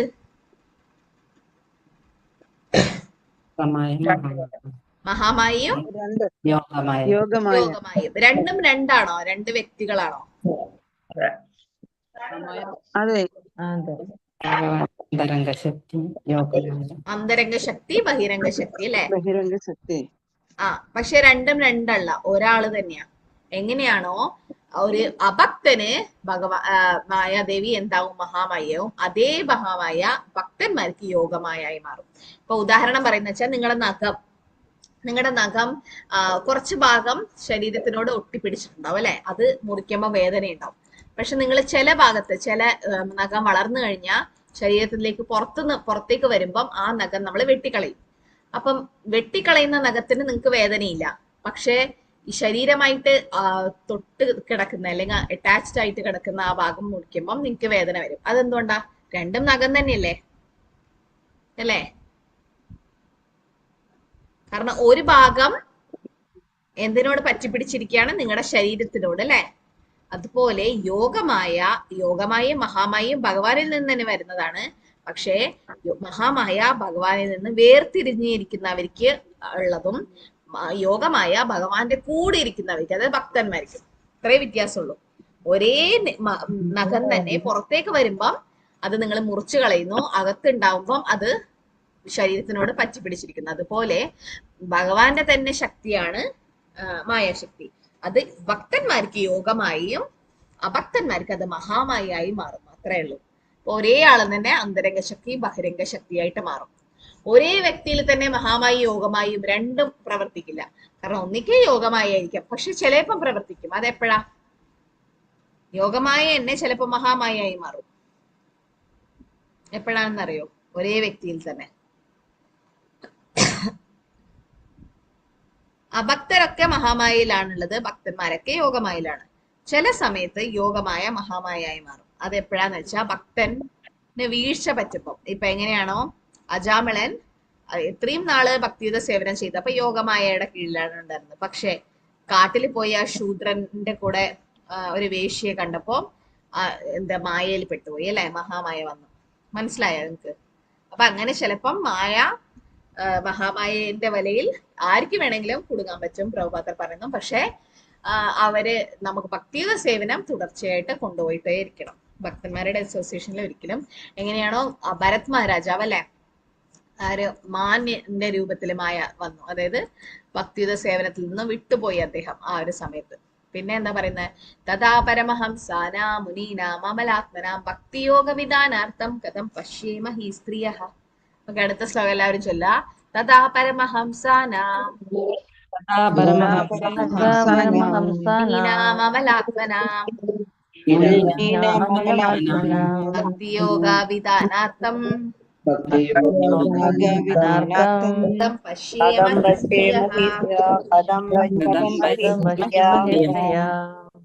അപ്പൊ ഇതിലെന്താ പറയുന്നത്? ശരീരത്തെയും ആത്മാവിനെയും വിവേചിച്ചറിയാൻ കെൽപ്പുള്ളവരാകയാൽ പരിശുദ്ധരായ അതീന്ദ്രിയവാദികളുടെയും മാനസിക വിചക്ഷണരുടെയും ഹൃദയത്തിൽ ഭക്തിയുത സേവനത്തിന്റെ അതീന്ദ്രിയ വിജ്ഞാനം പ്രചരിപ്പിക്കുന്നതിനായി അങ്ങ് അവതരിക്കുന്നു. പിന്നെ ഞങ്ങൾ സ്ത്രീജനങ്ങൾക്ക് എങ്ങനെയാണ് അങ്ങയെ പൂർണ്ണമായി മനസ്സിലാക്കാൻ സാധിക്കുക?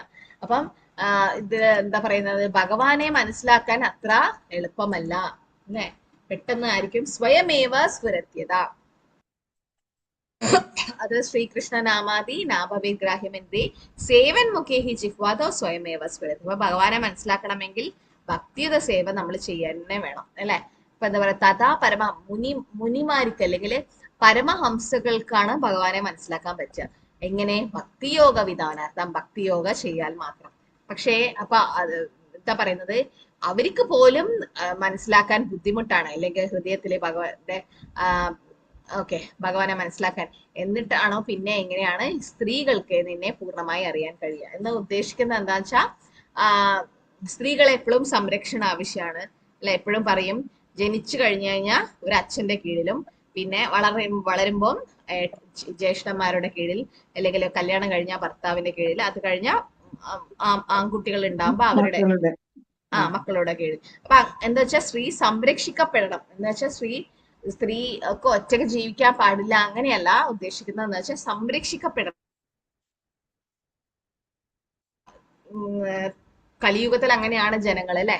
ഒരു സ്ത്രീയെ സ്ത്രീക്ക് വേഗം അവരെ പറ്റിക്കാൻ പറ്റും. എന്താന്ന് വെച്ചാൽ അവരെങ്ങനെ എന്താ പറയാ, സോഫ്റ്റ് ഹാർട്ടാണ്. അവര് പെട്ടെന്ന് അലിഞ്ഞു പോകും, അല്ലെങ്കിൽ അവർക്ക് പെട്ടെന്ന് ദയ ഇതൊക്കെ തോന്നും. പ്രഭുപാദർ എപ്പോഴും പറയും, എവിടെ നമ്മള് എന്തെങ്കിലും സപ്താഹ അല്ലെങ്കിൽ എന്തെങ്കിലും ഭക്തിയുടെ കാര്യങ്ങളൊക്കെ വെച്ച് കഴിഞ്ഞാൽ അവിടെ സ്ത്രീജനങ്ങളാണ് കൂടുതൽ വരിക. കാരണം അവർക്ക് വേഗം ഭഗവാനെ കുറിച്ച് മനസ്സിലാക്കാനും, അവർക്ക് ഭഗവാന്റെ കാരുണ്യം കൂടുതൽ, അനുഗ്രഹം കൂടുതലുണ്ട്. എന്താ വെച്ചാൽ വേഗം അവർക്ക് സ്വീകരിക്കാൻ പറ്റും. ഇപ്പൊ നിങ്ങൾ തന്നെ ഇപ്പൊ ഈ ക്ലാസ്സിൽ തന്നെ നോക്കാം, എത്ര മാതാജിമാരുണ്ട് അല്ലെ, എത്ര പ്രഭുമാരുണ്ട്. അപ്പൊ കൂടുതൽ ഭക്തി ചെയ്യാനും, അല്ലെങ്കിൽ കൂടുതൽ ഭഗവാനെ മനസ്സിലാക്കുക, അല്ലെങ്കിൽ ഭഗവാന്റെ അനുഗ്രഹം എന്താ വെച്ചാൽ പ്രഭുമാരെ വീണ്ടും ചോദ്യം ചെയ്യാൻ ചാൻസ് ഉണ്ട്. പ്രഭുമാര് ബുദ്ധി കൊണ്ട് ചിന്തിച്ച് ഇതെന്തുകൊണ്ട് ഇങ്ങനെയാണോ, ഇത് ഇങ്ങനെയാണോ, അങ്ങനെ ഒരുപാട് ചോദ്യങ്ങൾ പ്രഭുമാർക്ക് ഉണ്ടാവും. അവർക്ക് അങ്ങനെ പെട്ടെന്ന് കൃഷ്ണൻ പരമദിവ്യത്വം പുരുഷനാണെന്ന് അംഗീകരിക്കാൻ അവര് ശാസ്ത്രങ്ങളൊക്കെ പഠിച്ചിട്ടാണ് അവര് ചെയ്യുക. പക്ഷെ സ്ത്രീകൾക്ക് അങ്ങനെയല്ല, പെട്ടെന്ന് തന്നെ അവര് ഭഗവാൻ ഭഗവത്ഗീതയിൽ ഇങ്ങനെ പറഞ്ഞു, ഭഗവാനാണ് പരമദിവ്യത്വ പുരുഷൻ, അത് സ്വീകരിക്കാൻ പറ്റും. കുന്തി മഹാറാണിക്ക് പെട്ടെന്ന് തന്നെ സ്വീകരിക്കാൻ പറ്റി ഭഗവാൻ പരമദിവ്യോത്തമ പുരുഷനാണെന്നുള്ളത്. എന്നിട്ട് പറയുന്ന പരമഹംസങ്ങൾ പോലും ഭഗവാനെ മനസ്സിലാക്കാൻ പാടുപെടുന്നു, അല്ലെങ്കിൽ അവർക്ക് മനസ്സിലാക്കാൻ പറ്റുന്നില്ല. പക്ഷെ ഭക്തിയോഗം ചെയ്യുമ്പോൾ അല്ലെ, എന്താ പറയാ, കുന്തിമാറാണിയും പാണ്ഡവന്മാരും ഭഗവാന്റെ ശുദ്ധ ഭക്തന്മാരെ എപ്പോഴും ഭക്തിയുടെ സേവ ചെയ്തിട്ടേ അവരുള്ളൂ. അതുകൊണ്ട് തന്നെ ഭഗവാൻ എല്ലാ വിപത്തിൽ നിന്നും അവരെ സംരക്ഷിച്ചിട്ടുമുണ്ട്. അപ്പൊ ഇതില് എന്താ പറയുന്നത്, ഭഗവാൻ മനസ്സിലാക്കാൻ വേണ്ടിയിട്ട് അപ്പൊ ഇതില് തന്നെ ഭാവാർത്ഥത്തില് ഭഗവാൻ പ്രഭുപാദർ പറയുന്നുണ്ട്,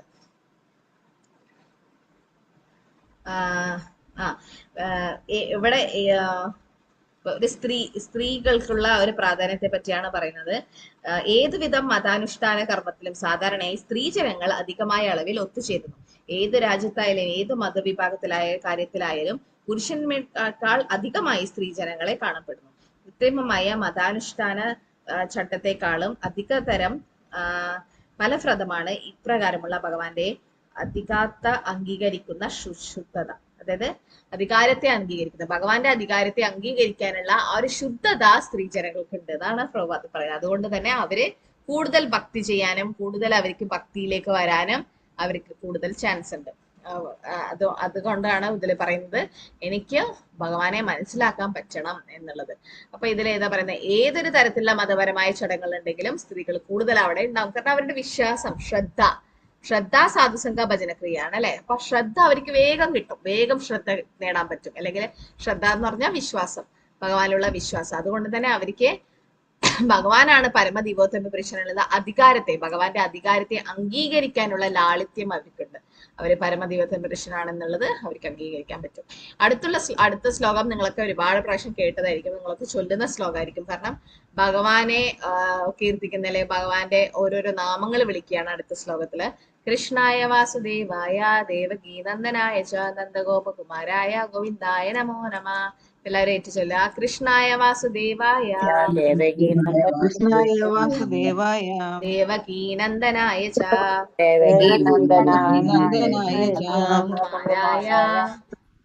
ഗോപകുമാരായ ഗോവിന്ദായ നമോ നമഃ. അപ്പൊ കൃഷ്ണൻ എന്ന് പറഞ്ഞാൽ എന്താ അർത്ഥം? ഭഗവാന്റെ കൃഷ്ണന്റെ നാമത്തിന്റെ അർത്ഥം എന്താ? സർവം ഐശ്വര്യം. എല്ലാവരെയും ആകർഷിക്കുന്നവൻ. കൃഷ്ണായ വാസുദേവായ എന്ന് പറഞ്ഞാൽ വസുദേവന്റെ പുത്രൻ. വസുദേവസുതം ദേവം പരമാനന്ദം കൃഷ്ണം വന്ദേ ജഗദ്ഗുരു. അപ്പം വസുദേവസുതം ദേവം, വസുദേവന്റെ സുതൻ അല്ലെങ്കിൽ പുത്രനായ കംസ ചാണൂരമർദ്ദനം, കംസനെയും ചാണൂരനെയും വധിച്ചവൻ. പിന്നെ ദേവകി പരമാനന്ദം, ദേവകിയുടെ പരമാനന്ദമായ കൃഷ്ണം വന്ദേ ജഗദ്ഗുരു. ആ കൃഷ്ണനാണ് ജഗദ്ഗുരു എന്ന്, അഖില ഗുരു എന്ന് പറയുന്നത്. അപ്പൊ ആ കൃഷ്ണൻ അല്ലെ സർവത്തെയും ആകർഷിക്കുന്നവൻ കൃഷ്ണൻ. ഭഗവാന് ഒരുപാട് പേരുണ്ട്, പക്ഷെ ഏറ്റവും പ്രധാനപ്പെട്ട പേരാണ് കൃഷ്ണൻ അല്ലെ. ഭഗവാനെ പ്രൈമറി സെക്കൻഡറി പേര്, ആദ്യമായിട്ട് പറയുന്ന പേരും രണ്ടാമത് പറയുന്ന പേരും ഉണ്ട്. അപ്പൊ അതില് ഭഗവാൻ ഏറ്റവും കൂടുതൽ ഇഷ്ടപ്പെടുന്നത് എങ്ങനെ വിളിക്കുമ്പോഴാണ്? കൃഷ്ണ എന്ന് വിളിക്കുന്നതിനേക്കാൾ ഏറ്റവും കൂടുതൽ ഇഷ്ടം ഭഗവാനെ എങ്ങനെ വിളിക്കുന്നതാണ്? വാസുദേവൻ. കണ്ണൻ എന്നാണോ മാതാജി? അല്ല, വസുദേവൻ. യശോദാനന്ദനൻ മാതാജി. യശോദാനന്ദൻ, യശോദാനന്ദന, യശോമതി നന്ദന അപരഞ്ജന. അപ്പം യശോമതി നന്ദന അല്ലെ യശോദാനന്ദൻ എന്ന് വിളിക്കുമ്പോഴാണ് ഭഗവാൻ ഏറ്റവും കൂടുതൽ ഇഷ്ടം. അല്ലെങ്കിൽ ദേവകി നന്ദൻ, അല്ലെങ്കിൽ വാസുദേവൻ, അല്ലെങ്കിൽ നന്ദഗോപൻ. കാരണം ഇതൊക്കെ ഭക്തന്മാരുമായിട്ട് അസോസിയേഷൻ. അല്ലെങ്കിൽ രാധാകൃഷ്ണ, അല്ലെങ്കിൽ രാധാ ശ്യാം സുന്ദർ, രാധാ മദൻ മോഹൻ, എല്ലാം പ്രഭുപാദർ ലോകമെമ്പാടും പ്രഭുപാദർ ഇസ്കോണിൽ സ്ഥാപിക്കുന്നത് ആ പേര് അങ്ങനെയാണ്. രാധാ ലണ്ടനീശ്വർ, പാരീശ്വരീശ്വർ, അല്ലെങ്കിൽ രാധാ ഗോവിന്ദ, രാധാ ശ്യാം സുന്ദർ. എന്തുകൊണ്ടാണ് അങ്ങനെ ഒരു പേര്? കാരണം ഭഗവാനെ രാധാറാണിയുടെ പേര് ചേർത്ത് വിളിക്കുമ്പോൾ കൂടുതൽ ഇഷ്ടമാണ്. അതുപോലെ യശോദാനന്ദൻ എന്ന് വിളിക്കുമ്പോൾ ഭഗവാനെ കൂടുതൽ ഇഷ്ടമാണ്. കാരണം ശുദ്ധ ഭക്തന്മാരുമായിട്ടുള്ള പേര്. അതുകൊണ്ടാണ് എന്താണ് ചൈതന്യ മഹാപ്രഭുവിനും ഏത് പേരാണ് ഇഷ്ടം? അതുപോലെ തന്നെ അങ്ങനെ ഒരു പേര് ഗൗരംഗക്കും ഉണ്ടല്ലോ. എന്ത് പേരാ അത്? സച്ചിസുത അല്ലെ സച്ചിനന്ദൻ. അങ്ങനെ വിളിക്കുന്നതാണ് സച്ചിനന്ദന ഗൗരഹരി. സച്ചിനന്ദൻ അല്ലെങ്കിൽ സച്ചിസുത എന്ന് വിളിക്കുമ്പോഴാണ് ചൈതന്യ മഹാപ്രഭുവിന് ഏറ്റവും കൂടുതൽ ഇഷ്ടം. അതുപോലെ കൃഷ്ണനും ഏറ്റവും കൂടുതൽ ഇഷ്ടം ഭക്തന്മാരുമായിട്ട് ചേർത്ത് വിളിക്കുമ്പോ. അപ്പം കൃഷ്ണായ വാസുദേവ, വസുദേവന്റെ പുത്രൻ വാസുദേവൻ. ദേവകി നന്ദൻ, ദേവകിയുടെ മകൻ നന്ദനായിട്ട് വന്നു. പിന്നെ നന്ദഗോപകുമാരൻ, നന്ദഗോപന്റെ കുമാരനായിട്ട് ഭഗവാൻ ഗോവിന്ദ. ഗോവിന്ദയുടെ അർത്ഥം എന്താ? ഗോവിന്ദ ഗോക്കൾക്കും ഇന്ദ്രിയങ്ങൾക്കും ആനന്ദം നൽകുന്നവൻ. ഗോക്കളെ പരിപാലിക്കുന്നവൻ എന്ന് പറഞ്ഞാൽ എന്താ അർത്ഥം? ഗോപാലൻ അല്ലെ. ഗോപാലൻ എന്ന് പറഞ്ഞാൽ ഗോക്കളെ പരിപാലിക്കുന്നു. നാംനാമകാരി ബൗദ്ധ നിജ സർവശക്തി, അതിന്റെ അർത്ഥം എന്താ? ശിഷ്ടാഷ്ടകത്തിൽ പാടുന്നത് അനേക നാമങ്ങളുണ്ട്. ഭഗവാന് നാംനാമകാരി ബഹുത, അനേക നാമങ്ങൾ ഭഗവാൻ ഉണ്ടെങ്കിലും നിജ സർവശ, എല്ലാത്തിലും അതിന് ശക്തിയുണ്ട്. കാരണം കലികാലേ നാമരൂപേ കൃഷ്ണാവതാര. Very good. കലികാലേ നാമരൂപേ കൃഷ്ണാവതാര. കലിയുഗത്തില് കൃഷ്ണൻ നാമത്തിന്റെ രൂപത്തിലാണ് വന്നിരിക്കുന്നത് അല്ലെ. അപ്പൊ പ്രഭുപാദരോട് ആലോചിച്ചു, ഓ ഭഗവാൻ നാമത്തിലാണോ ഉള്ളത്? അപ്പൊ പ്രഭുപാദർ പറഞ്ഞു അല്ല. പിന്നെന്താ പ്രഭുപാദർ പറഞ്ഞേ? ഭഗവാൻ നാമത്തിലാണോ എന്ന് ചോദിച്ചപ്പോ പറഞ്ഞു അല്ല. എല്ലാവരും ഞെട്ടി, നാമത്തിലല്ലേ? അപ്പൊ പ്രഭുപാദർ പറഞ്ഞു നാമത്തിലല്ല ഭഗവാൻ, നാമം തന്നെയാണ് ഭഗവാൻ.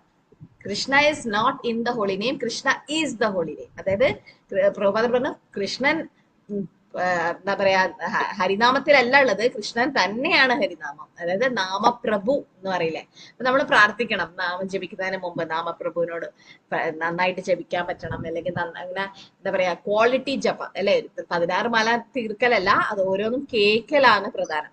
കേൾക്കണം ഓരോ നാമം ജപിക്കുന്നത്. അപ്പൊ അത് പ്രഭു തന്നെയാണ്, അല്ലെങ്കിൽ നാമവും ഭഗവാൻ തന്നെയാണ് അല്ലെ. അഭിന്നത്വം നാമനാമിന, ഒരു വ്യത്യാസവും ഇല്ല അല്ലെ. ഭഗവാനും ഭഗവാന്റെ നാമവും തമ്മിൽ വ്യത്യാസമില്ല.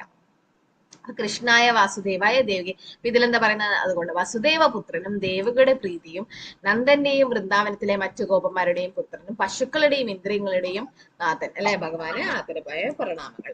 അപ്പൊ ഏറ്റവും ഭാഗ്യവാന്മാര് വൃന്ദാവനത്തിലെയും നന്ദ മഹാരാജിന്റെ പുത്രൻ നന്ദ മഹാരാജാവാണ് അല്ലെ. എന്തുകൊണ്ടാണ് അവരെ ഏറ്റവും ഭാഗ്യവാൻ? അവർക്ക് കുറെ നാൾ ഭഗവാന്റെ കൂടെ കഴിയാൻ സാധിച്ചു, ഭഗവാന്റെ സാന്നിധ്യത്തില്. ഭഗവാന്റെ സാന്നിധ്യത്തില് അവർക്ക് കഴിയാൻ പറ്റി. ബ്രഹ്മാവ് ഇതിനെ പറ്റി പറയുന്നത് അഹോഭാഗ്യം അഹോഭാഗ്യം നന്ദ ഗോപാവ്രചൗകശം യന്മിത്രം പരമാനന്ദം പൂർണ്ണ ബ്രഹ്മം സനാതനം. സോ പത്താം സ്കന്ധത്തില് 14-ാം അധ്യായം 32-ാമത്തെ ശ്ലോകത്തില് ബ്രഹ്മാവ് അതിനെപ്പറ്റി പറയുന്നുണ്ട്, ആ ഭാഗ്യത്തെ കുറിച്ചിട്ട്. എന്താ പറയുന്നത്? അഹോഭാഗ്യം അഹോഭാഗ്യം, ഓ എന്തൊരു ഭാഗ്യമാണ്, എന്തൊരു ഭാഗ്യമാണ്. ആയിരിക്കാ? നന്ദഗോപ വ്രജൗകശോ, നന്ദ മഹാരാജാവിനും ഗോപന്മാർക്കും വ്രജത്തിലെ എല്ലാവർക്കും എൻ മിത്രം പരമാനന്ദം, ആ ഒരു ഭഗവാനെ മിത്രമായിട്ട് കിട്ടിയ, അല്ല ആ ഒരു പരമദിവോത്തം പുരുഷൻ പൂർണ്ണ ബ്രഹ്മ സനാതനം, ഭഗവാൻ പൂർണ്ണമാണ്. ഓം പൂർണ്ണമത പൂർണ്ണമിതം, ബ്രഹ്മൻ പരബ്രഹ്മ പരംതാവും, അല്ലെ ആ സനാതനമായ ഭഗവാനെ അവർക്ക് അത്രയും ആനന്ദം അവർക്ക് കിട്ടി. ഇപ്പൊ നന്ദമഹാരാജാവും ഗോപന്മാരും വ്രജഗോപിലെ എല്ലാ നിവാസികളും എത്ര ഭാഗ്യന്മാരാ. എന്തുകൊണ്ടാ? അവരുടെ ഭാഗത്തിന് പരിധിയില്ല. കാരണം അതീന്ദ്രിയ ആനന്ദത്തിന്റെ ഉറവിടമായ പരമസത്യമായ ശാശ്വതമായ പരബ്രഹ്മ ഭഗവാൻ അവരുടെ സുഹൃത്തായി മാറിയിരിക്കുന്നു, അല്ലെ? അഹോബാഹ്യം അഹോബാഹ്യം നന്ദ ഗോപ വ്രജകൃഷോ എൻ മിത്രം പരമാനന്ദം പൂർണ്ണ ബ്രഹ്മ സനാതനം. എത്രയും ഭാഗ്യമാണ് അവർക്ക്. ആ ഒരു ഗോപന്മാരെ ശുഗദേവ ഗോസ്വാമി എന്തായിട്ടാണ് വിളിക്കാറ് അറിയോ? കൃത പുണ്യ പുഞ്ച.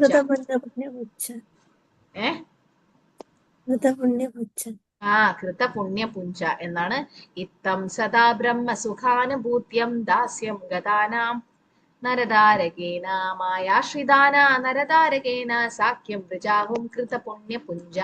ഇതില് പറയുന്നുണ്ട്, ഇത് എത്രയില് വരാ?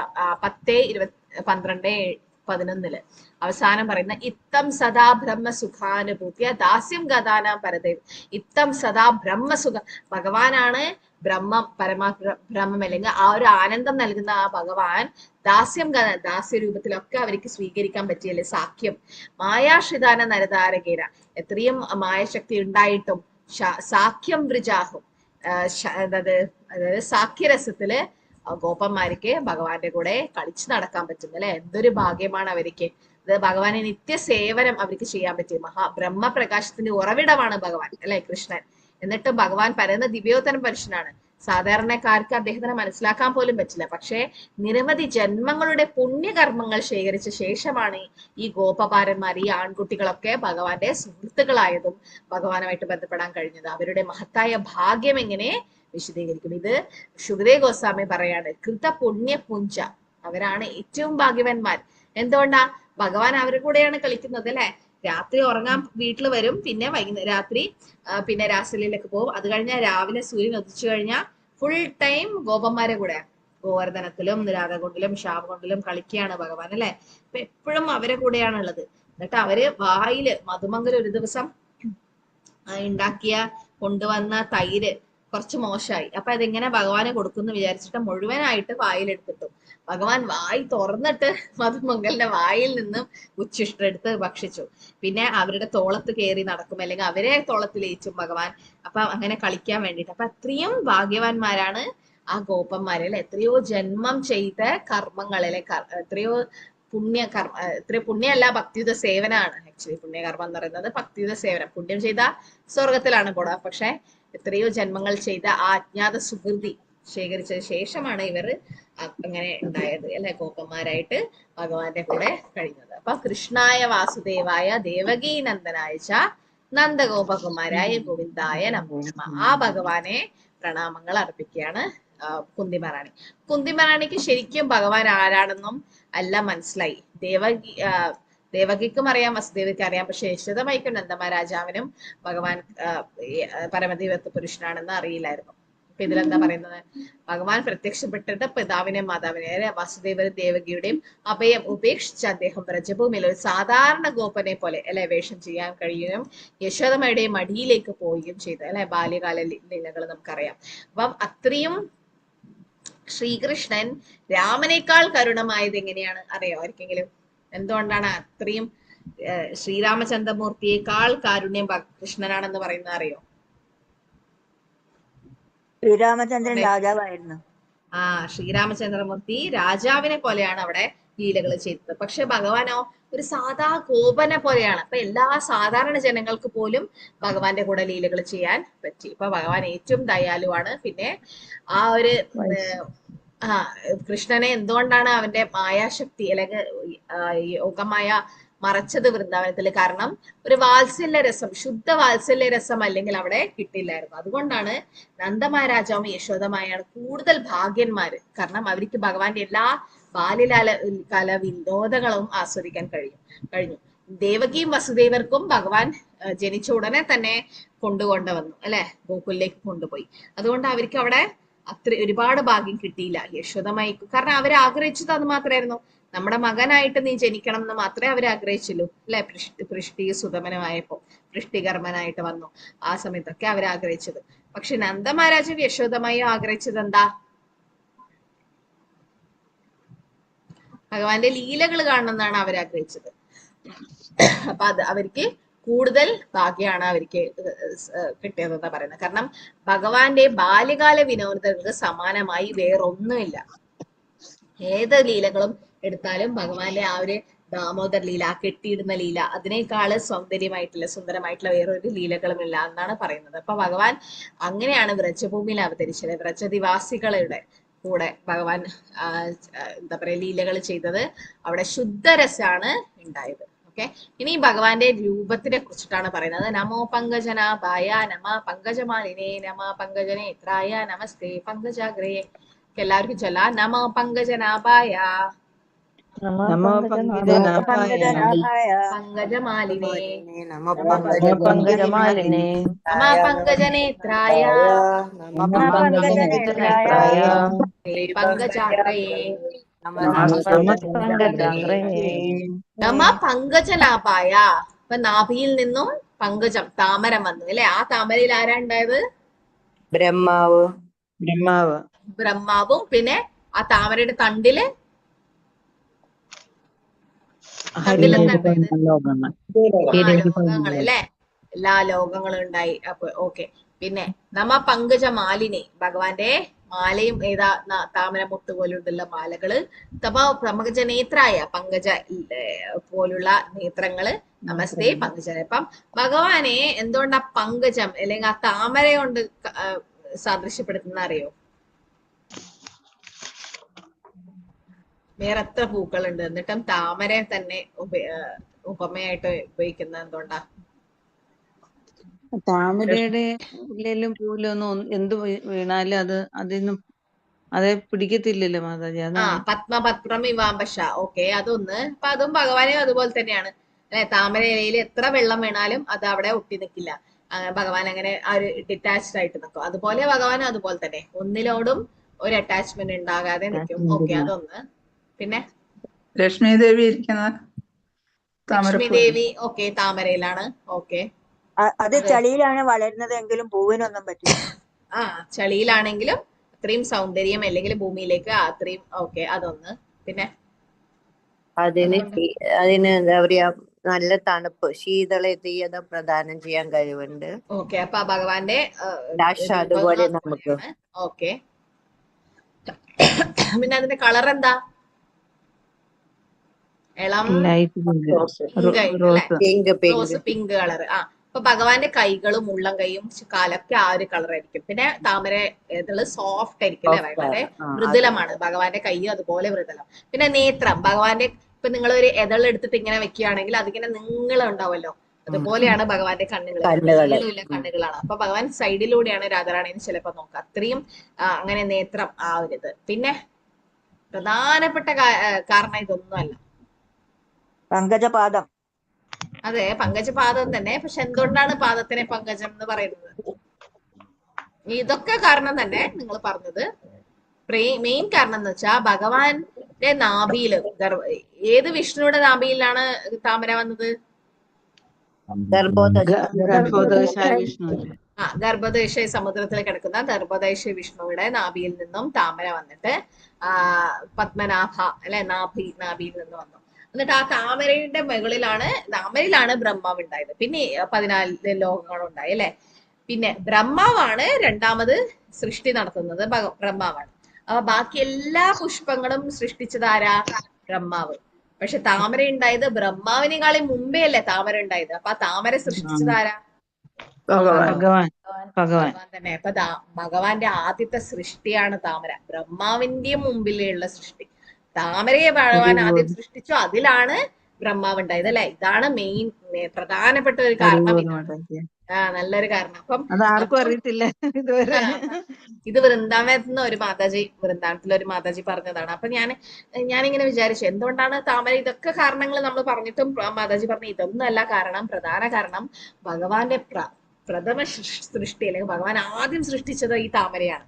അതിലാണ് ബ്രഹ്മാവിനെ പോലും സൃഷ്ടിച്ചത്. ബ്രഹ്മാവാണ് പിന്നീട് ഭഗവാന് ശക്തി കൊടുത്തിട്ട് ബ്രഹ്മാവ് പിന്നീട് ബാക്കി എല്ലാ സൃഷ്ടിയും ഉണ്ടാക്കി. പക്ഷെ ബാക്കി എല്ലാ പുഷ്പങ്ങളും ബ്രഹ്മാവ്. അതുകൊണ്ടാണ് ഭഗവാന് താമരയിലുള്ള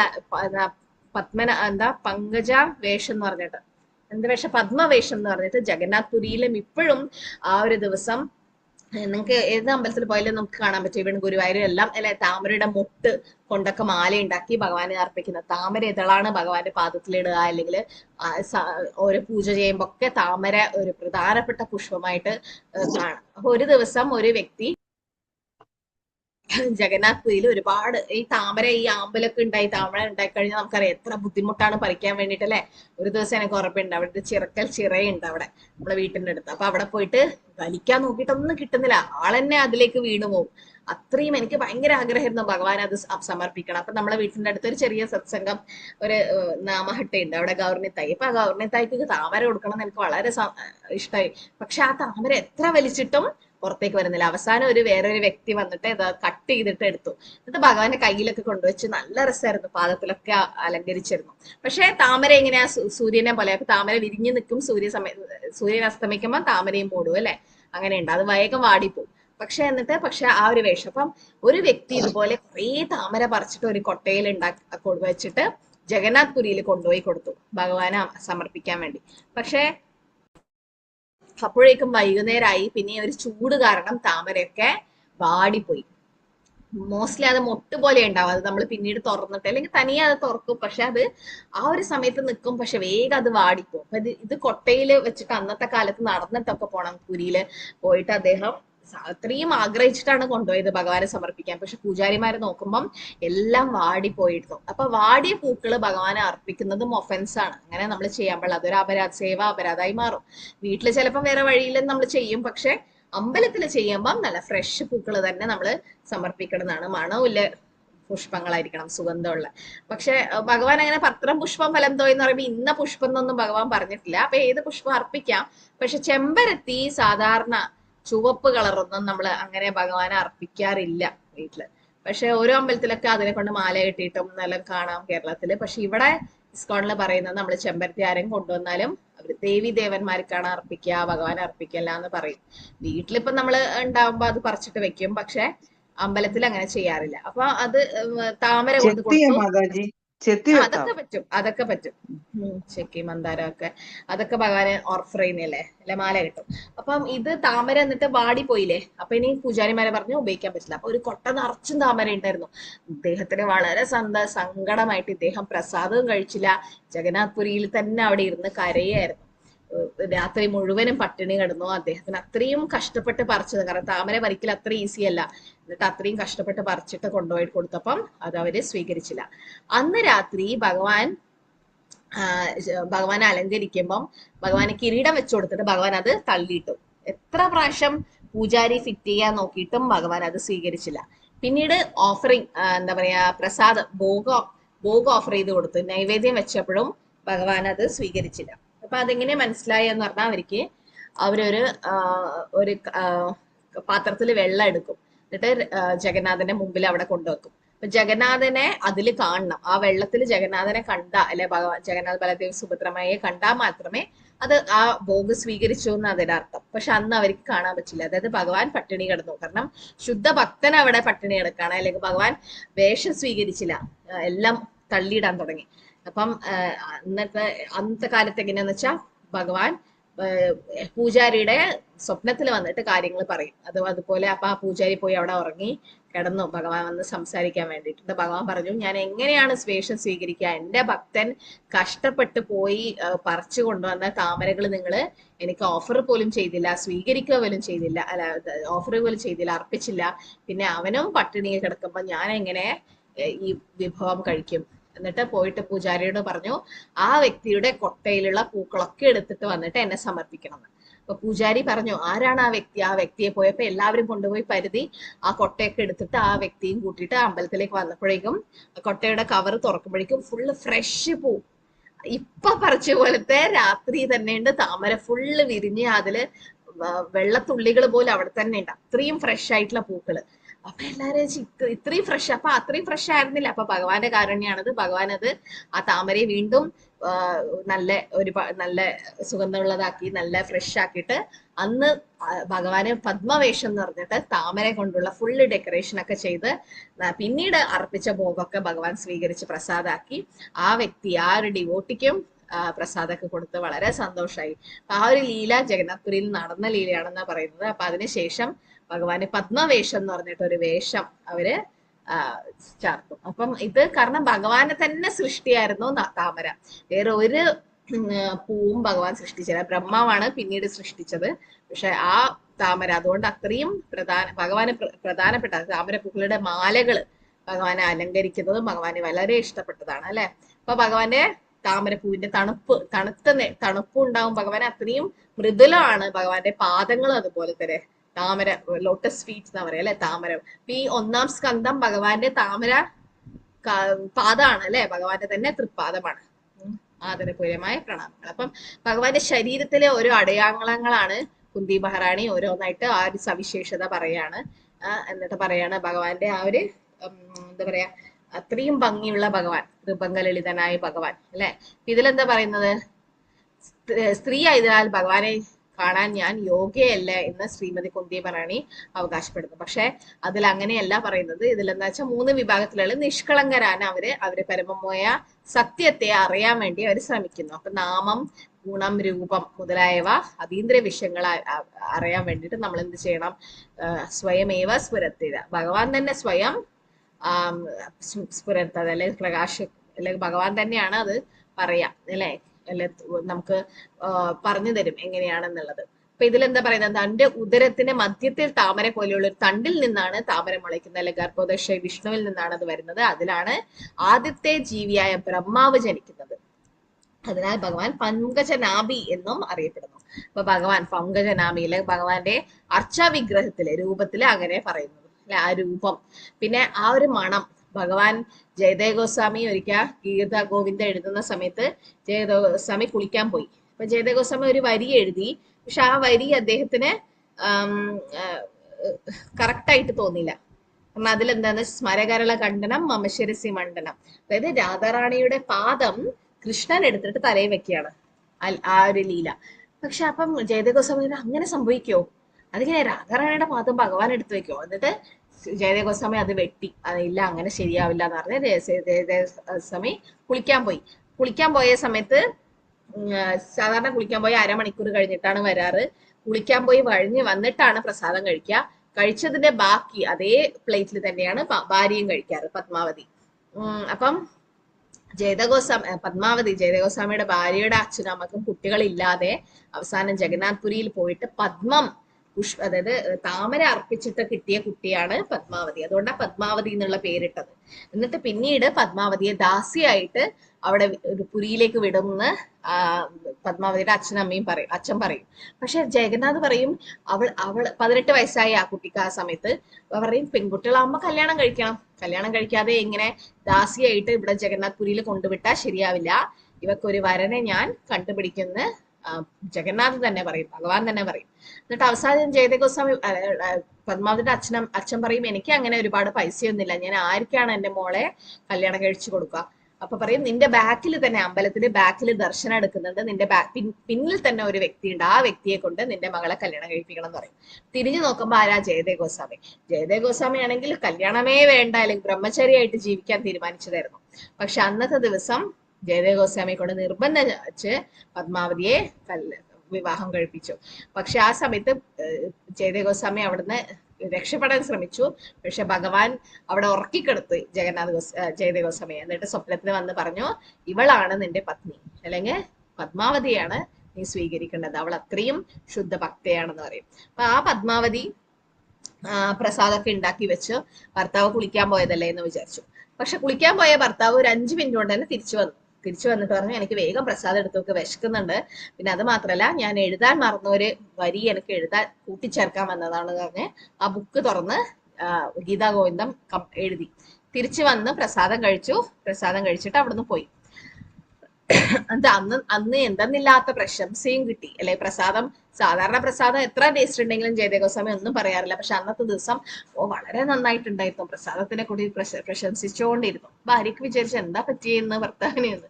കുറച്ചു കഴിഞ്ഞ് ഞാൻ ഉറങ്ങാൻ പോകുന്നു പറഞ്ഞ് ഉറങ്ങാൻ കിടന്നു. പക്ഷെ ആ സമയത്താണ് ശരിയായ ജയദേവ ഗോസ്വാമി വീട്ടിലേക്ക് വരുന്നത്. എന്നിട്ട് ജയദേവ ഗോസ്വാമി വരുമ്പോ എന്താ കാണുന്നത്? ഭാര്യ പ്രസാദം കഴിക്കുന്നു. നീ ഇത്ര വേഗം പ്രസാദം കഴിച്ചു? ഞാൻ കഴിച്ചതിന്റെ ബാക്കിയില്ല നീ എപ്പോഴും കഴിക്കാറ്. അങ്ങ് കഴിച്ചില്ലേ? കഴിച്ചിട്ട് കിടക്കാനും പോയില്ലേ? ഞാൻ ഇപ്പോഴാണ് വന്നത്. ഞാൻ കുളിക്കാൻ പോയിട്ട് ഇപ്പോഴാ വന്നത്. അരമണിക്കൂർ എടുത്തു ഞാൻ സാധാരണ എടുക്കുന്ന സമയം. അപ്പം ജയദേവ ഗോസ്വാമി എന്നിട്ട് പറഞ്ഞു താങ്കൾ പോയിട്ട് അവിടെ ഒരു ഗീതാ ഗോവിന്ദം കൂടെ എഴുതിയില്ലേ? അപ്പോഴാണ് ജയദേവ ഗോസ്വാമിക്ക് മനസ്സിലായത് എന്റെ സ്ഥാനത്ത് വേറെ ആരോ ആണ് വന്നത്. ഭഗവാൻ തന്നെ വന്നിട്ട് അവിടെ കൂട്ടിച്ചേർത്ത ഭഗവാൻ സ്വന്തം എഴുതിയ വരികളാണ്.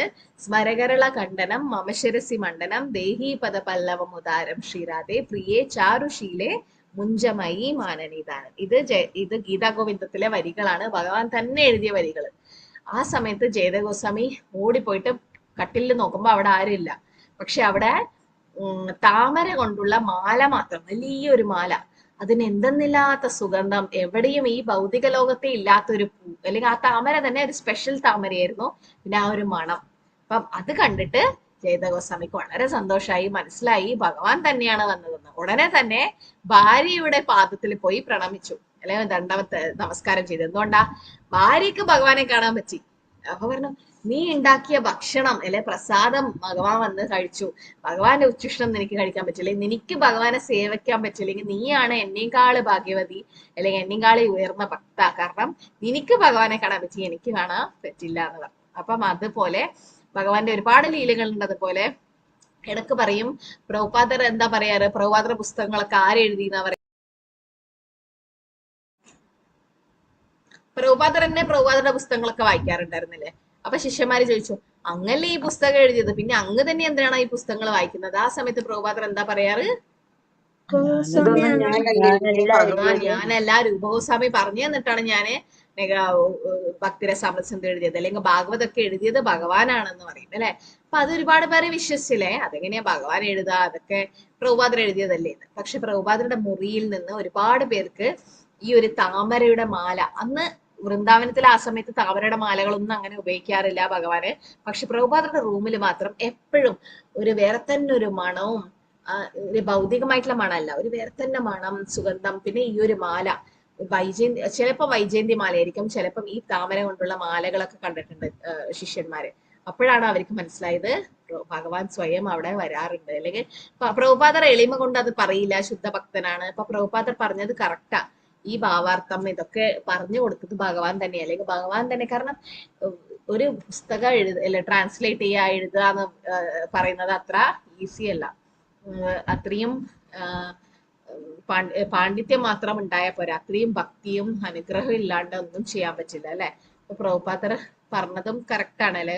ഭഗവാന്റെ ആ ഒരു ലീലകളാണ് അതൊക്കെ. പക്ഷെ ഭഗവാന്റെ അത്രയും ആ ഒരു മണം ഉണ്ട്. അത് ഭഗവാന്റെ താമര പാദങ്ങൾ കാണാൻ ശീലിക്കാതെ ഭഗവാന്റെ മുഖത്തേക്ക് നോക്കാൻ ശ്രമിക്കുക. ആക്ച്വലി നമ്മള് ഭഗവാനെ ദർശനം എടുക്കുമ്പം എവിടുന്നാ നോക്കേണ്ടത്? പാദത്തിൽ മുതൽ. ശ്രീമതി കുന്തി മഹാറാണി അമ്മായി ആയതിനാൽ ഭഗവാനെ ലജ്ജ തോന്നിയേക്കാം എന്ന കാരണത്താൽ ഭഗവാന്റെ പാദങ്ങളിൽ നിന്നല്ല ഭഗവാനെ കാണാൻ തുടങ്ങിയത്. ഓക്കെ, അത് അരക്കെട്ട് മുതലാണ് കാണാൻ തുടങ്ങിയതെന്ന് പറയുന്നത്. അപ്പൊ സാധാരണ നമ്മള് എങ്ങനെ ഭഗവാന്റെ താമര പാദങ്ങളാണ് നമ്മൾ നോക്കേണ്ടത്. ക്രമേണ തുടകൾ, അരക്കെട്ട്, നെഞ്ച്, മുഖം, എങ്ങനെയാണ് നമ്മൾ പോകേണ്ടത്. പക്ഷെ നമ്മൾ നേരിട്ട് ഭഗവാന്റെ മുഖാണ് ആദ്യം നോക്കുക അല്ലെ. നമുക്ക് പെട്ടെന്ന് കാണുന്നത് മുഖാണ്. പക്ഷെ നമ്മൾ പാദം മുതലേ നമ്മൾ ദർശനം എടുക്കണം എന്നാ പറയുന്നത്. അതുകൊണ്ട് ദർശനാരതിക്ക് നിങ്ങൾ കണ്ടിട്ടുണ്ടോ, പൂജാരി ഒരു കണ്ണാടി എടുത്തിട്ട് ഭഗവാനെ താഴെ മുതൽ മേലെ വരെ ഇങ്ങനെ ദർശനം കൊടുക്കും. ഭഗവാൻ തന്നെ ഭഗവാനെ കാണാൻ വേണ്ടിയിട്ട് അങ്ങനെ ചെയ്യാണ്. അപ്പൊ ഭഗവാന്റെ താമര പാദങ്ങൾ മൂലമാണ് നമ്മൾ കാണേണ്ടത്. ഭഗവാൻ ജനിക്കുന്ന സമയത്തും അവിടെ ഭഗവാന്റെ പാദത്തിൽ കുറെ മുദ്രകൾ ഉണ്ടായിരുന്നു. ഓരോ മുദ്രക്കും ഓരോ അർത്ഥമുണ്ട്. അതുപോലെ തന്നെ സച്ചി മാതാവ് ജഗന്നാഥ് മിശ്രയും വീട്ടിൽ കണ്ടു പാദത്തിൽ അടയാളം. നിമായിക്കും അതുപോലെ ഉണ്ടാകും. കാരണം നിമായി ഭഗവാൻ തന്നെയല്ലേ. ഭഗവാൻ തന്നെയാണ് കൃഷ്ണൻ തന്നെയാണ് മഹാപ്രഭുവായിട്ട് വന്നത്. അപ്പൊ ഭഗവാന്റെ പാദങ്ങളിൽ നിന്നാണ് നമ്മൾ കാണാൻ ശ്രമിക്കേണ്ടത്. പിന്നെ ഭഗവാന്റെ താമര പാദങ്ങൾ തൊട്ട് മുകളിൽ, അതായത് ഭഗവാന്റെ അരക്കെട്ട്, അങ്ങനെ ക്രമേണ മുഖത്തേക്കാണ് നമ്മൾ വരേണ്ടത്. അപ്പൊ പിന്നീട് താമര പാദങ്ങളിലേക്ക് ഉയർത്തി കാണാൻ തുടങ്ങി. അപ്പം എല്ലാ ക്രമത്തിലാണ് നമ്മൾ കാണേണ്ടത് താമര. അതുകൊണ്ടാണ് പറയുന്നത് ഭാഗവതം പഠിക്കുമ്പം 1-ാം സ്കന്ധം മുതൽ പഠിക്കണം എന്ന് പറയുന്നത് എന്തുകൊണ്ടാ വെച്ചാൽ പാദമാണ് അത് ഭഗവാന്റെ, അല്ലെ. പിന്നെ അത് കഴിഞ്ഞിട്ടുള്ള ശ്ലോകത്തിൽ എന്താ പറയുന്നത്, ഇത്രയും വളരെ പ്രധാനപ്പെട്ട ശ്ലോകങ്ങളാണ് ഇതില്. തോന്തിമരണയുടെ സ്തുതികളെല്ലാം പ്രധാനപ്പെട്ട തന്നെ, പക്ഷെ അതില് ഇതാണ് ഏറ്റവും പ്രധാനപ്പെട്ടത്. യഥാ ഋഷികേശ ഖലേന ദേവകീ കംസരുധാതി ചിരം സുചാർപ്പിത വിമോചിതാഹം ച സഹാത്മജാ വിഭോ ത്വയ്യൈവ നാഥേന മുഹുർവിപദ്ഗണാത്. ഇതിലെന്ന് പറയുന്നത്, അല്ലയോ ഋഷികേശ, ഇന്ദ്രിയങ്ങളുടെ നാഥനും പ്രഭുക്കന്മാരുടെയും അധിപനുമായ അങ്ങ് കംസരാജാവിനാൽ ദീർഘകാലം തടവിലാക്കപ്പെടുകയും പീഡിപ്പിക്കപ്പെടുകയും ചെയ്ത അങ്ങയുടെ മാതാവായ ദേവികിയെ സ്വതന്ത്രമാക്കുകയും എന്നെയും എന്റെ മക്കളെയും അനുക്രമമായ ആപത്തുകളിൽ നിന്നും സദാ സംരക്ഷിക്കുകയും ചെയ്തു. അപ്പൊ ഋഷികേശൻ, അല്ലെ, ഇന്ദ്രിയങ്ങളുടെ നാഥനായ ഭഗവാൻ ദേവകിയെ സംരക്ഷിച്ചു, അല്ലെ. പക്ഷെ ദേവകിയെ സംരക്ഷിക്കുന്നതിനേക്കാൾ കൂടുതൽ കുന്തി മഹാറാണിക്കാണ് ആ കൃപ കിട്ടിയത്. എന്തുകൊണ്ടാണ്? കുന്തി മഹാറാണി വിധവയായ അതാണോ വിധവയായതുകൊണ്ടാ. കറക്റ്റ്. കുന്തി ദേവിക്ക് കൂടുതൽ അനുഗ്രഹം ലഭിച്ചു. എന്തുകൊണ്ടാണ് പറയുന്നത് അതില്? ഇതില് പറയുന്നത് കൃഷ്ണൻ മുമ്പ് ജനിച്ച ദേവികളുടെ എല്ലാ പുത്രന്മാരെയും കംസൻ കൊന്നു. എന്നാൽ കൃഷ്ണൻ വളർത്തു പിതാവായ നന്ദമഹാരാജിനെയും വീട്ടിൽ സ്ഥലം മാറ്റിയതിനാൽ കൃഷ്ണൻ ശിശുഹത്യയുടെ അപകടത്തിൽ നിന്നും രക്ഷപ്പെട്ടു.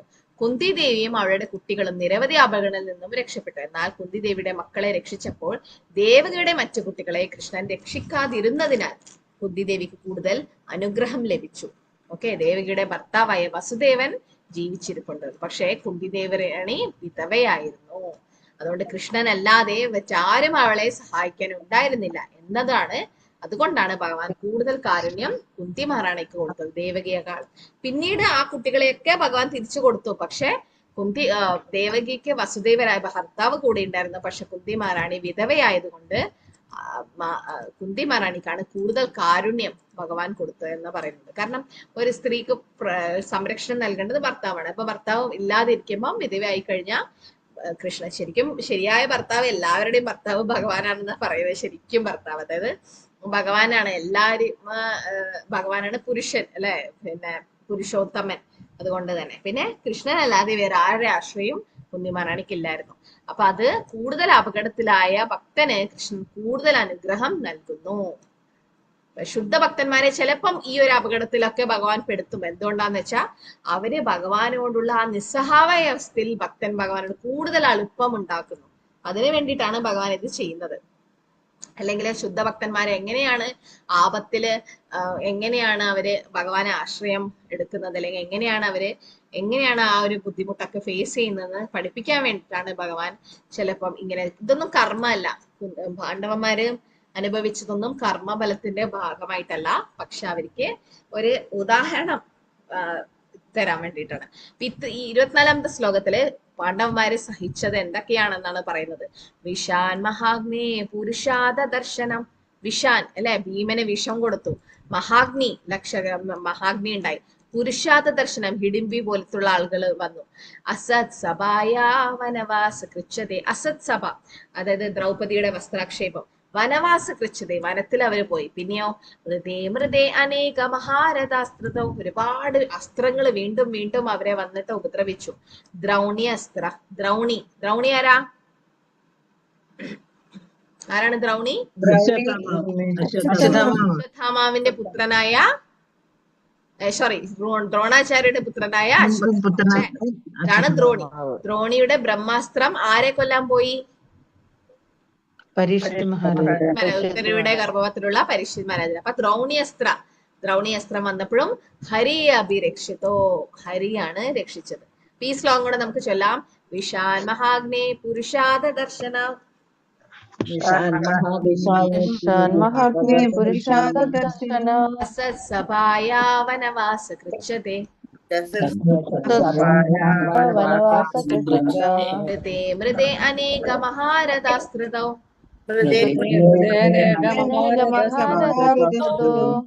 ദ്രൗണ്യസ്തൃതശ്ചാസ്മ ഹരേ അഭിരക്ഷിത.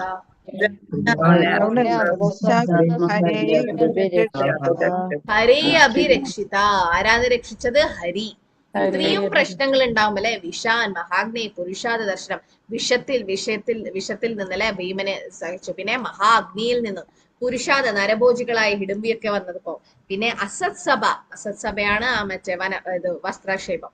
വനവാസ കൃച്യത കാട്ടിലേക്ക് പോയപ്പോഴും അപ്പം കൃഷ്ണൻ എന്തൊക്കെ വിഷം കലർന്ന കേക്കിൽ നിന്നും വലിയ തീയിൽ നിന്നും നരഭോജികളിൽ നിന്നും ക്രൂരമായ കൂട്ടത്തിൽ നിന്നും കാട്ടിലെ വാസത്തിൽ നിന്ന് കഷ്ടപ്പാടുകളിൽ നിന്നും പിന്നെ മഹാനായ സൈന്യദേവിമാര് മൃതേ അനേക മഹാരഥാസ്ത്ര. ഇത് ആർക്കാണ് ഇത് അനുഭവിക്കപ്പെട്ടത്?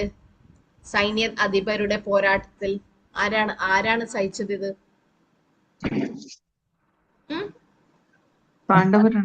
പാണ്ഡവരിൽ ആര്?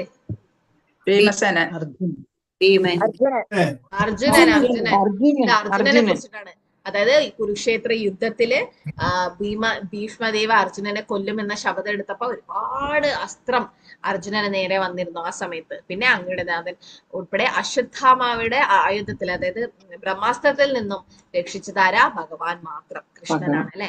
ഇത്രയും അപകടങ്ങളൊക്കെ ഉണ്ടായിട്ടും ദേവിക്ക് എന്താ പറയാ ഒരിക്കലും അവര് കംപ്ലൈന്റ് ചെയ്തില്ല. അവരും ഇത്രയും ഒന്നിന് പുറകെ ഒന്നായിട്ട് ഒരുപാട് ബുദ്ധിമുട്ടുകൾ അവർ അനുഭവിച്ചപ്പോഴും അല്ലെ ഇത്രയും പ്രശ്നങ്ങൾ ഉണ്ടായിട്ടും ഭഗവാനാണ് അവരെ രക്ഷിച്ചത്. ഹരി അഭിരക്ഷിച്ചു അല്ലെ. ഒരിക്കൽ ഭീമന് കേക്കിൽ വിഷം കൊടുത്തതും എന്താ പറയാ അവരെ ദ്രൗപദിയെ വലിച്ചഴിച്ചു പോയി അവിടെ വസ്ത്രാക്ഷേപം ചെയ്യുന്ന അപമാനിക്കാൻ ശ്രമിച്ചതും പിന്നെ അങ്ങനെ നീളമുള്ള തുണി നൽകി ഭഗവാൻ സഹായിച്ചു.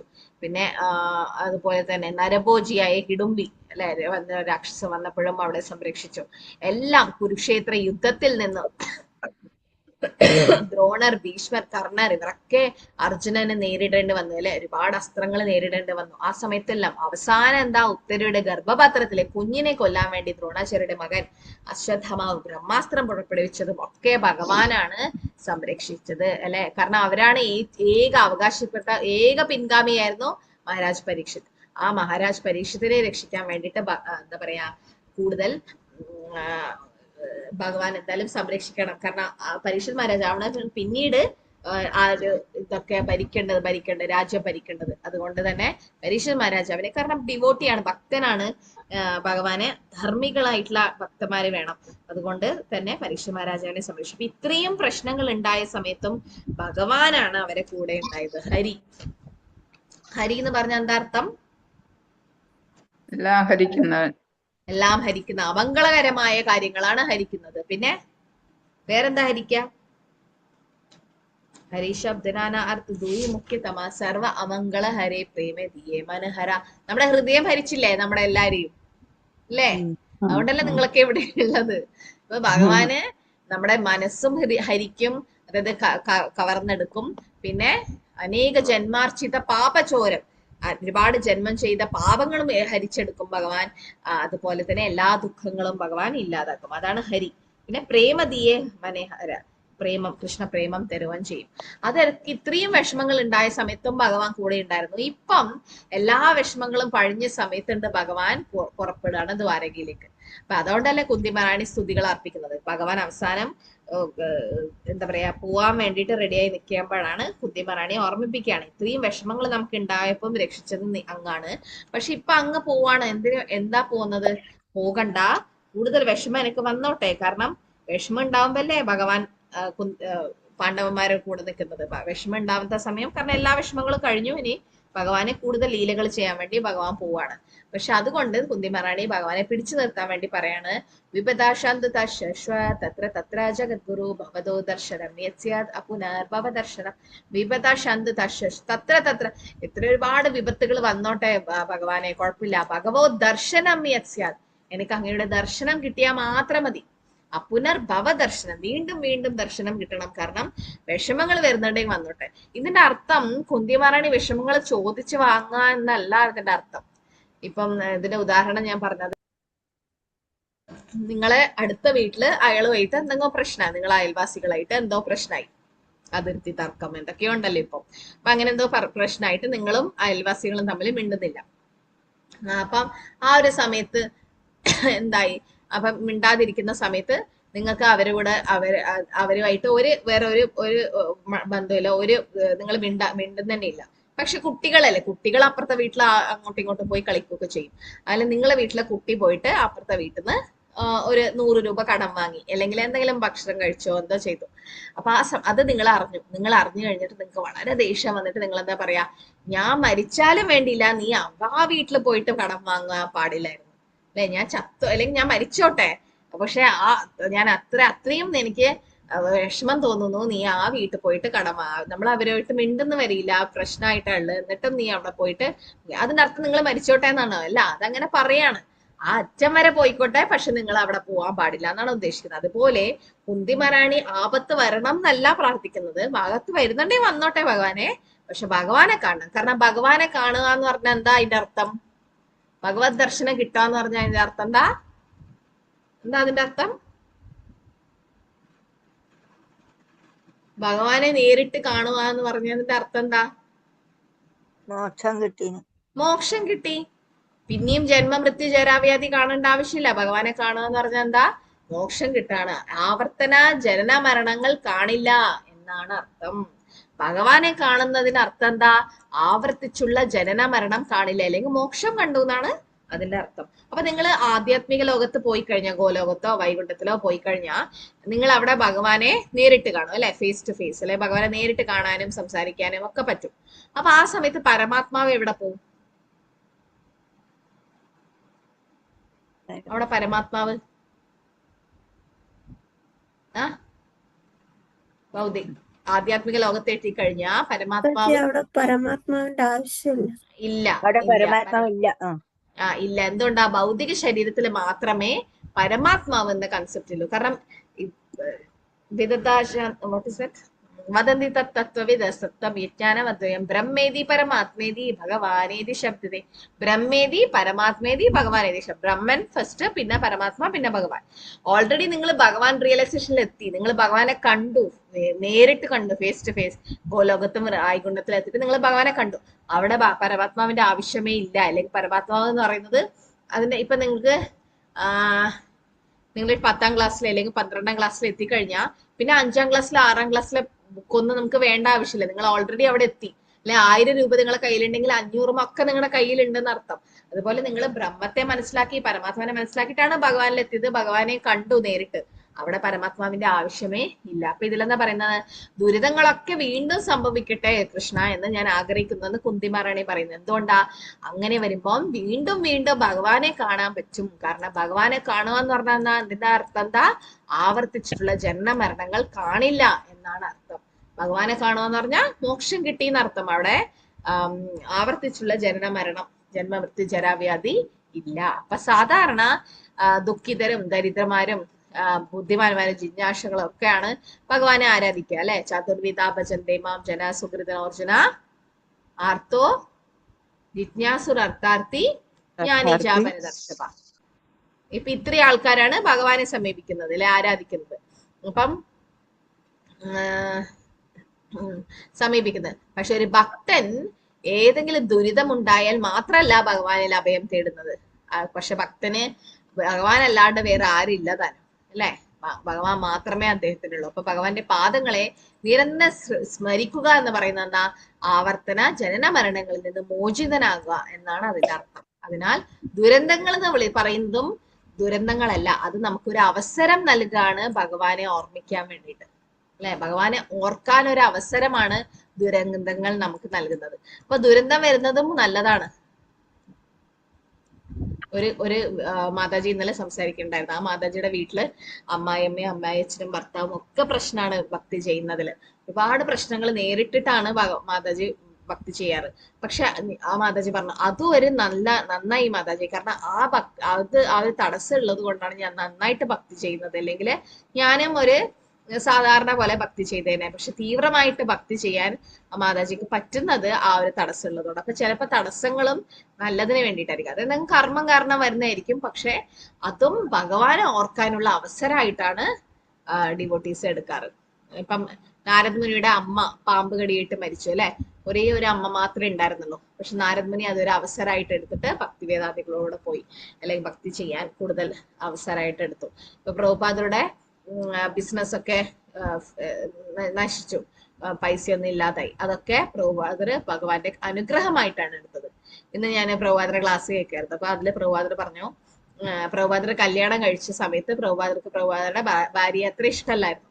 അപ്പൊ ആ സമയത്ത് 70, 60, 50കളിലൊക്കെ രണ്ട് കല്യാണം വരെ ഒരു പുരുഷന് കല്യാണം കഴിക്കാം.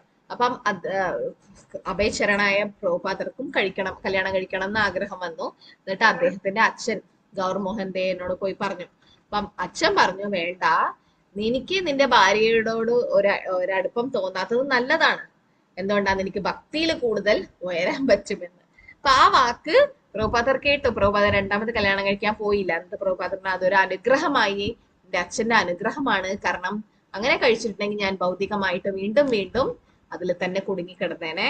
പക്ഷെ അത് ഭഗവാന്റെ ഒരു വേറെ തന്നെ ഒരു അനുഗ്രഹമായിട്ടാണ് പ്രഭുപാദർ അത് എടുത്തത്. അതേപോലെ ബിസിനസ് പോയപ്പോഴും മൊത്തം പൈസയൊന്നും ഇല്ലാതായ സമയത്തും, കാരണം ഭഗവാൻ കൂടുതൽ അനുഗ്രഹിക്കും. യസ്യാഹം അനുഗ്രഹ്യാമി ഹരിഷ്യേ തദ്ദനംസരെ തദോതരം ത്യജം ദസ്യാ സ്വജന ദുഃഖ ദുഃഖിതം. യസ്യാഹം അനുഗ്രഹ്യാമി, ഭഗവാൻ കൂടുതൽ അനുഗ്രഹിക്കുമ്പം എല്ലാം ഹരിക്കും. പക്ഷെ അത് അത്ര ഈസി ആയിട്ടുള്ള ഘട്ടമല്ല. പ്രഭുപാദർ പറഞ്ഞു അത്ര ഈസി അല്ല. കാരണം പ്രഭുപാദർക്കും കുട്ടികൾ ഉണ്ടായിരുന്നു, ഒരുപാട് ബുദ്ധിമുട്ടുണ്ടായിരുന്നു. പക്ഷെ പ്രഭുപാദർ പറയാ, സ്വജനോ ദുഃഖ ദുഃഖിതം, സ്വജനങ്ങളൊക്കെ നമ്മളെ വിട്ടുപോകും അല്ലെ. അത് നിങ്ങൾക്ക് തന്നെ അനുഭവിക്കുന്നുണ്ടാവും, എനിക്കൊക്കെ അനുഭവം. എന്താ പറയാ, നമ്മുടെ ബന്ധുക്കളൊക്കെ നമ്മള് ഭക്തിയിൽ വന്നു കഴിഞ്ഞാൽ മെല്ലെ മെല്ലെ മെല്ലെ നമ്മളിൽ നിന്നും അകലും. കാരണം നമ്മൾ പ്രസാദമാണ് കഴിക്കുക, അല്ലെങ്കിൽ നമ്മുടെ രീതികളൊക്കെ അവരുമായിട്ട് ഒരുപാട് വ്യത്യാസമുണ്ട് അല്ലെ. അപ്പൊ അതുകൊണ്ട് തന്നെ അവർക്ക് നമ്മളുമായിട്ട് അധികം അടുപ്പം വെക്കാൻ അവർ ആഗ്രഹിക്കില്ല, നമ്മളും ആഗ്രഹിക്കുന്നില്ല. നമുക്കും എന്താ പറയാ, ഭക്തന്മാരുമായിട്ടുള്ള സത്സംഗമാണ് കൂടുതൽ അനുഗ്രഹിക്കുക അല്ലെ, അനുഗ്രഹമായിട്ട് തോന്നുക. അപ്പൊ അത് ഭഗവാന്റെ കാരുണ്യമായിട്ട് അല്ലെ. ദുരന്തങ്ങൾ എന്ന് പറഞ്ഞത് തന്നെ എന്താ, ജന്മമരണത്തിൽ നിന്ന് ഉള്ള മോക്ഷമാണ് ശരിക്കും വേണ്ടത്. ഭഗവാന്റെ പാദങ്ങളെ നിരന്തരം സേവിക്കുക എന്നാണ് ജന്മമരണം. അപ്പൊ ദുരന്തം എന്ന് പറയുന്നത് ഉദ്ദേശിക്കുന്നത് എന്താ വെച്ചാൽ, ദുരന്തങ്ങള് ഇവിടെ ഈ ലോകത്ത് ദുരന്തങ്ങൾ മാത്രമേ ഉള്ളൂ അല്ലെ. ദുഃഖാലയം അശാശ്വതമാണ് അല്ലെ, പദം യത് വിപദം. പക്ഷെ ഇവിടെ കിട്ടുന്ന സന്തോഷം എന്ന് പറയുന്നത് ദുരന്തങ്ങളുടെ ഒരു ഇടവേള മാത്രമാണ് സന്തോഷം. ഇപ്പൊ ഒരുപാട് ദുരന്തം അനുഭവിക്കുന്നു നിങ്ങൾ, പെട്ടെന്ന് ദുരന്തം ഇല്ലാതായി, ആ സമയത്ത് ഒരു സന്തോഷം ഉണ്ടാവും, അത്രേ ഉള്ളൂ.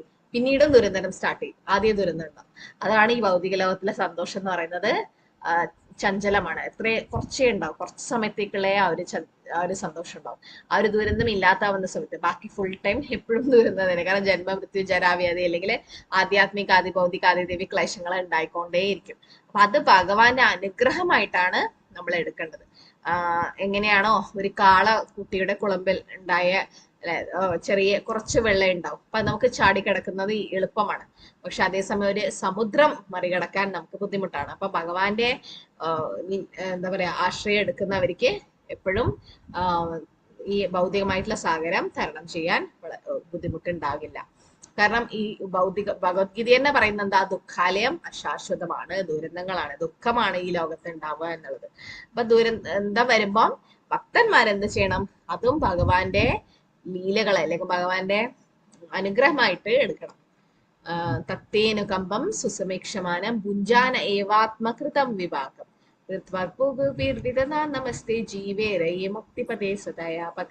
അപ്പം എങ്ങനെയാണോ ഭഗവാൻ ബുദ്ധിമുട്ടുകൾ വരുമ്പോ ഭക്തന്മാര് ഭഗവാനെ ഓർത്ത് ഭഗവാന്റെ അനുഗ്രഹം കിട്ടാൻ വേണ്ടിയിട്ട് എല്ലാം സഹിച്ച് ഭക്തിയുടെ സേവ ചെയ്തുകൊണ്ടേ ഇരിക്കുമ്പം ഭഗവാൻ അവർക്ക് മുക്തി കൊടുക്കുമെന്ന് പറയുന്നു. എങ്ങനെയാണോ ഒരു മകളോ ജീവിച്ചിരുന്നാൽ തന്നെ അമ്മയുടെ അച്ഛന്റെയും സ്വത്തിന് അവകാശം കിട്ടും. അപ്പൊ അതുപോലെ പക്ഷെ ജീവിച്ചിരിക്കണം അല്ലെ, മരിച്ച കുട്ടിക്ക് ഒരിക്കലും സ്വത്ത് കിട്ടില്ല. അപ്പൊ അതുപോലെ നമ്മളും കൃഷ്ണാവബോധത്തിൽ ജീവിച്ചിരിക്കണം, അതായത് ഭക്തിയൊക്കെ ചെയ്ത് നന്നായിട്ട് ജപിക്കുകയൊക്കെ ചെയ്തു കഴിഞ്ഞാൽ ഒരുപാട് ബുദ്ധിമുട്ടുകൾ കർമ്മം കാരണം വരും. അത് പക്ഷെ നമ്മളിങ്ങനെ ഫേസ് ചെയ്യുക, അത് കഴിഞ്ഞു കഴിഞ്ഞാൽ ഭഗവാൻ തന്നെ ആ ഒരു മോക്ഷപ്രാപ്തിയിലേക്ക് നമ്മളെ കൊണ്ടുപോകും. അപ്പൊ നമ്മൾ 25ാമത്തെ ശ്ലോകത്തിൽ ഞാൻ നിർത്തുകയാണ്. എല്ലാവരും 18 മുതൽ 25 വരെയുള്ള ശ്ലോകങ്ങളിലെ ഭാവാർത്ഥം അടുത്ത ക്ലാസ്സിൽ നന്നായിട്ട് വായിച്ചിട്ട് വരും. അങ്ങനെ വായിക്കുമ്പോൾ നമുക്ക് എന്താന്ന് വെച്ചാൽ ഇന്നെടുത്തതൊക്കെ നിങ്ങൾക്ക് വീണ്ടും വീണ്ടും ഓർമ്മിക്കാൻ പറ്റും. ഓക്കെ, അപ്പൊ ഇതില് ശ്ലോകങ്ങളും പഠിക്കാൻ തുടങ്ങാം, ഇപ്പൊ തന്നെ പഠിക്കാൻ തുടങ്ങാം. ഈ ശ്ലോകം ഉണ്ടല്ലോ അല്ലെ മാതാജി, ഗീത മാതാജി, വിപതാശാന്ത് തർശ്വ പഠിക്കാനില്ലേ? 25ാമത്തെ ശ്ലോകം ആർക്കും അറിയോ? ഒറ്റ ശ്ലോകേ പറഞ്ഞുള്ളൂ മാതാജി. 42 മാത്രം തന്നിട്ടുള്ളൂ മാതാജി. 42ാമത്തെ ശ്ലോകം 42. 42 മാത്രം. കുന്തിസ്തുതി ഒന്നുമില്ല. ഇല്ല മാതാജി, ഇത് മാത്രമേ എനിക്ക് വിരജ മാതാജി അയച്ചു തന്നിട്ടുള്ളൂ. 42. നമുക്കത് ഇതും ഉണ്ടായിരുന്നു പഠിക്കാൻ, നമ്മള് ഭക്തി വൈഭവം ചെയ്യുന്ന സമയത്ത്. 42ാമത്തെ ശ്ലോക. അതെ.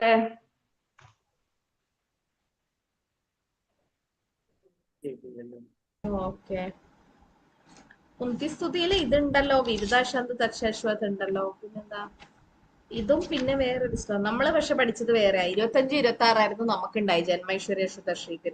കാരണം ഇതൊക്കെ വളരെ പ്രധാനപ്പെട്ട ശ്ലോകമാണ് കുന്തിസ്തുതി എന്ന് പറയുന്നത്. നമ്മൾ ചെക്ക് ചെയ്യണം. വിദ്യമാതാജി ഏതാണോ ഫോളോ ചെയ്യുന്നത്, വേറെ സ്ഥലത്ത് നിന്നല്ലേ ചെയ്യുന്നല്ലേ, ആയിരിക്കണം. ഞാൻ ചോദിക്കട്ടെ, ഞാൻ വേദപ്രിയ മാതാജിയെ ഒന്ന് വിളിച്ചു ചോദിക്കട്ടെ. കാരണം ഇതൊക്കെ വളരെ പ്രധാനപ്പെട്ട ശ്ലോകം.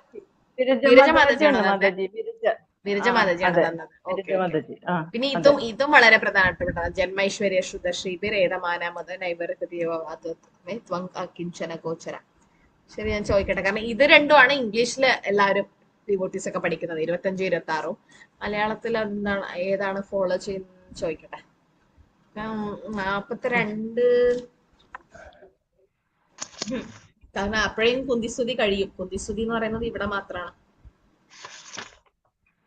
42 തന്നത് പഠിച്ചോ എല്ലാവരും? എന്നിട്ട് ഒരു പ്രാവശ്യം ചൊല്ലിത്തന്നെ മാതാജി. ഓക്കെ, പഠിക്കുന്നത് പഠിച്ചോട്ടെ. പക്ഷെ ഒരു ശ്ലോകം, കാരണം കുന്തിസ്തുതി അത്രയും പ്രധാനപ്പെട്ടതാണ്, അതുകൊണ്ടാണ് ഞാൻ ചോദിച്ചത്. അപ്പൊ ഇത്രയും എടുത്തതിൽ എന്തെങ്കിലും സംശയം ഉണ്ടോ? കുന്തിസ്തുതി നമുക്ക് കുറച്ച് മല്ലനെ പോകാൻ പറ്റും, കാരണം കുറച്ച് എക്സ്പ്ലെയിൻ ചെയ്ത് പോകേണ്ടതാണ്. സ്തുതികളൊക്കെ ഇനിയിപ്പം 9ാം അധ്യായത്തിൽ ഭീഷ്മസ്തുതി വരുന്നുണ്ട്. അപ്പൊ അങ്ങനത്തെ സ്തുതികളൊക്കെ കുറച്ച് ചൊല്ലി ചൊല്ലി പോകേണ്ടതാണ്. ഓക്കെ, ഇതില്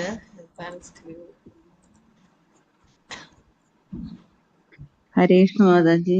ഹരേഷ്ണ മാതാജി, മാതാജി പറഞ്ഞില്ലേ ഈ ആത്മാവിന്റെ കാര്യം, അപ്പൊ ബ്രെയിൻ ഡെത്ത് ആയിട്ടുള്ള പേഷ്യന്റിന്റെ ഹൃദയം വർക്ക് ചെയ്യുമല്ലോ, പക്ഷെ അവര് മരിച്ചതായിട്ടല്ലേ മാതാജി കരുതുന്നത്?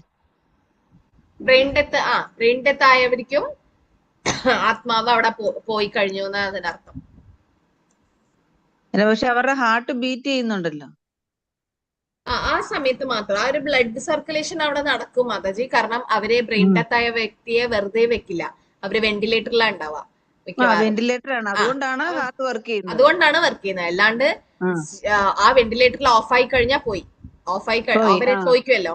ഇപ്പം ബ്രെയിൻ ഡെത്ത് ആയി കഴിഞ്ഞാൽ അവര് പറയും, അവര് ഡോക്ടേഴ്സ് പറയും നമ്മൾ ഈ സപ്പോർട്ടൊക്കെ ഊരിക്കളയട്ടെ എന്ന് ചോദിക്കും. ഊരി കളഞ്ഞു കഴിഞ്ഞാൽ പിന്നെ ഒന്നും ഉണ്ടാവില്ല, ഒന്നുമില്ല.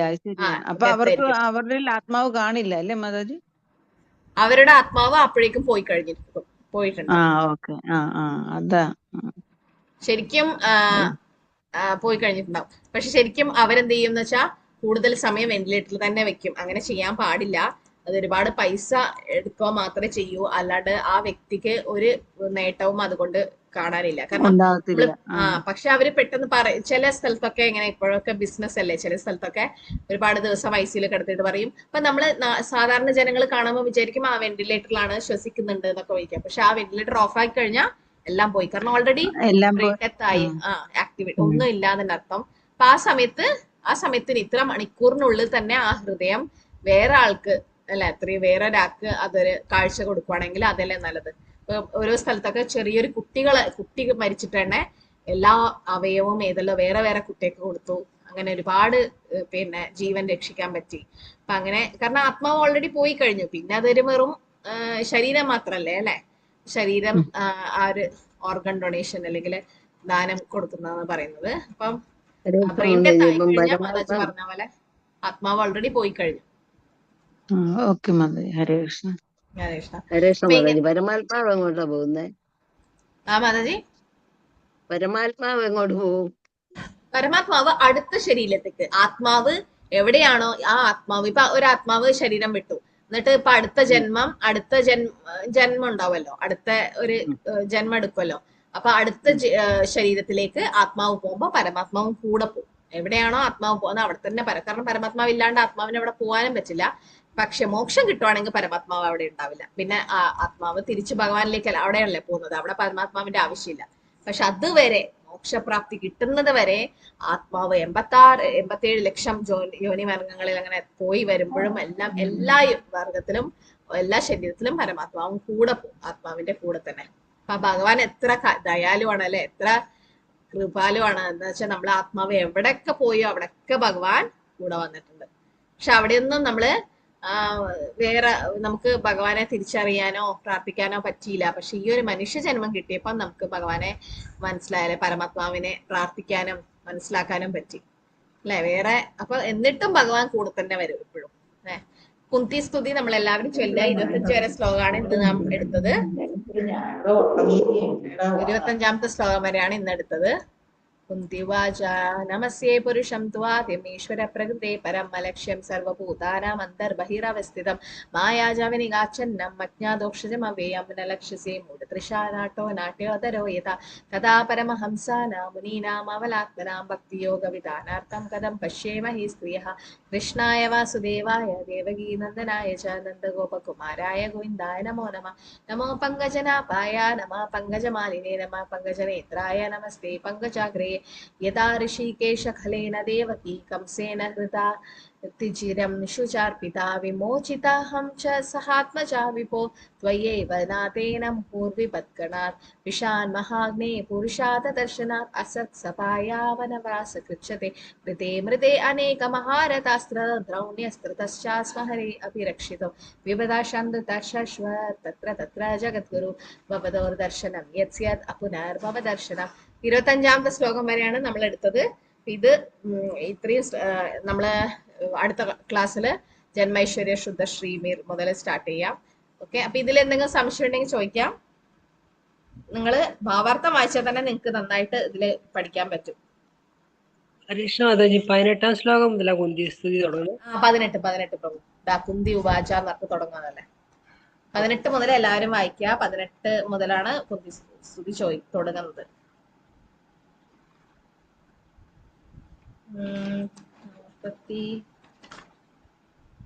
43 വരെ ഉണ്ട് തോന്നുന്നു. 43 വരെ കുന്തിസ്തുതിയാണ്.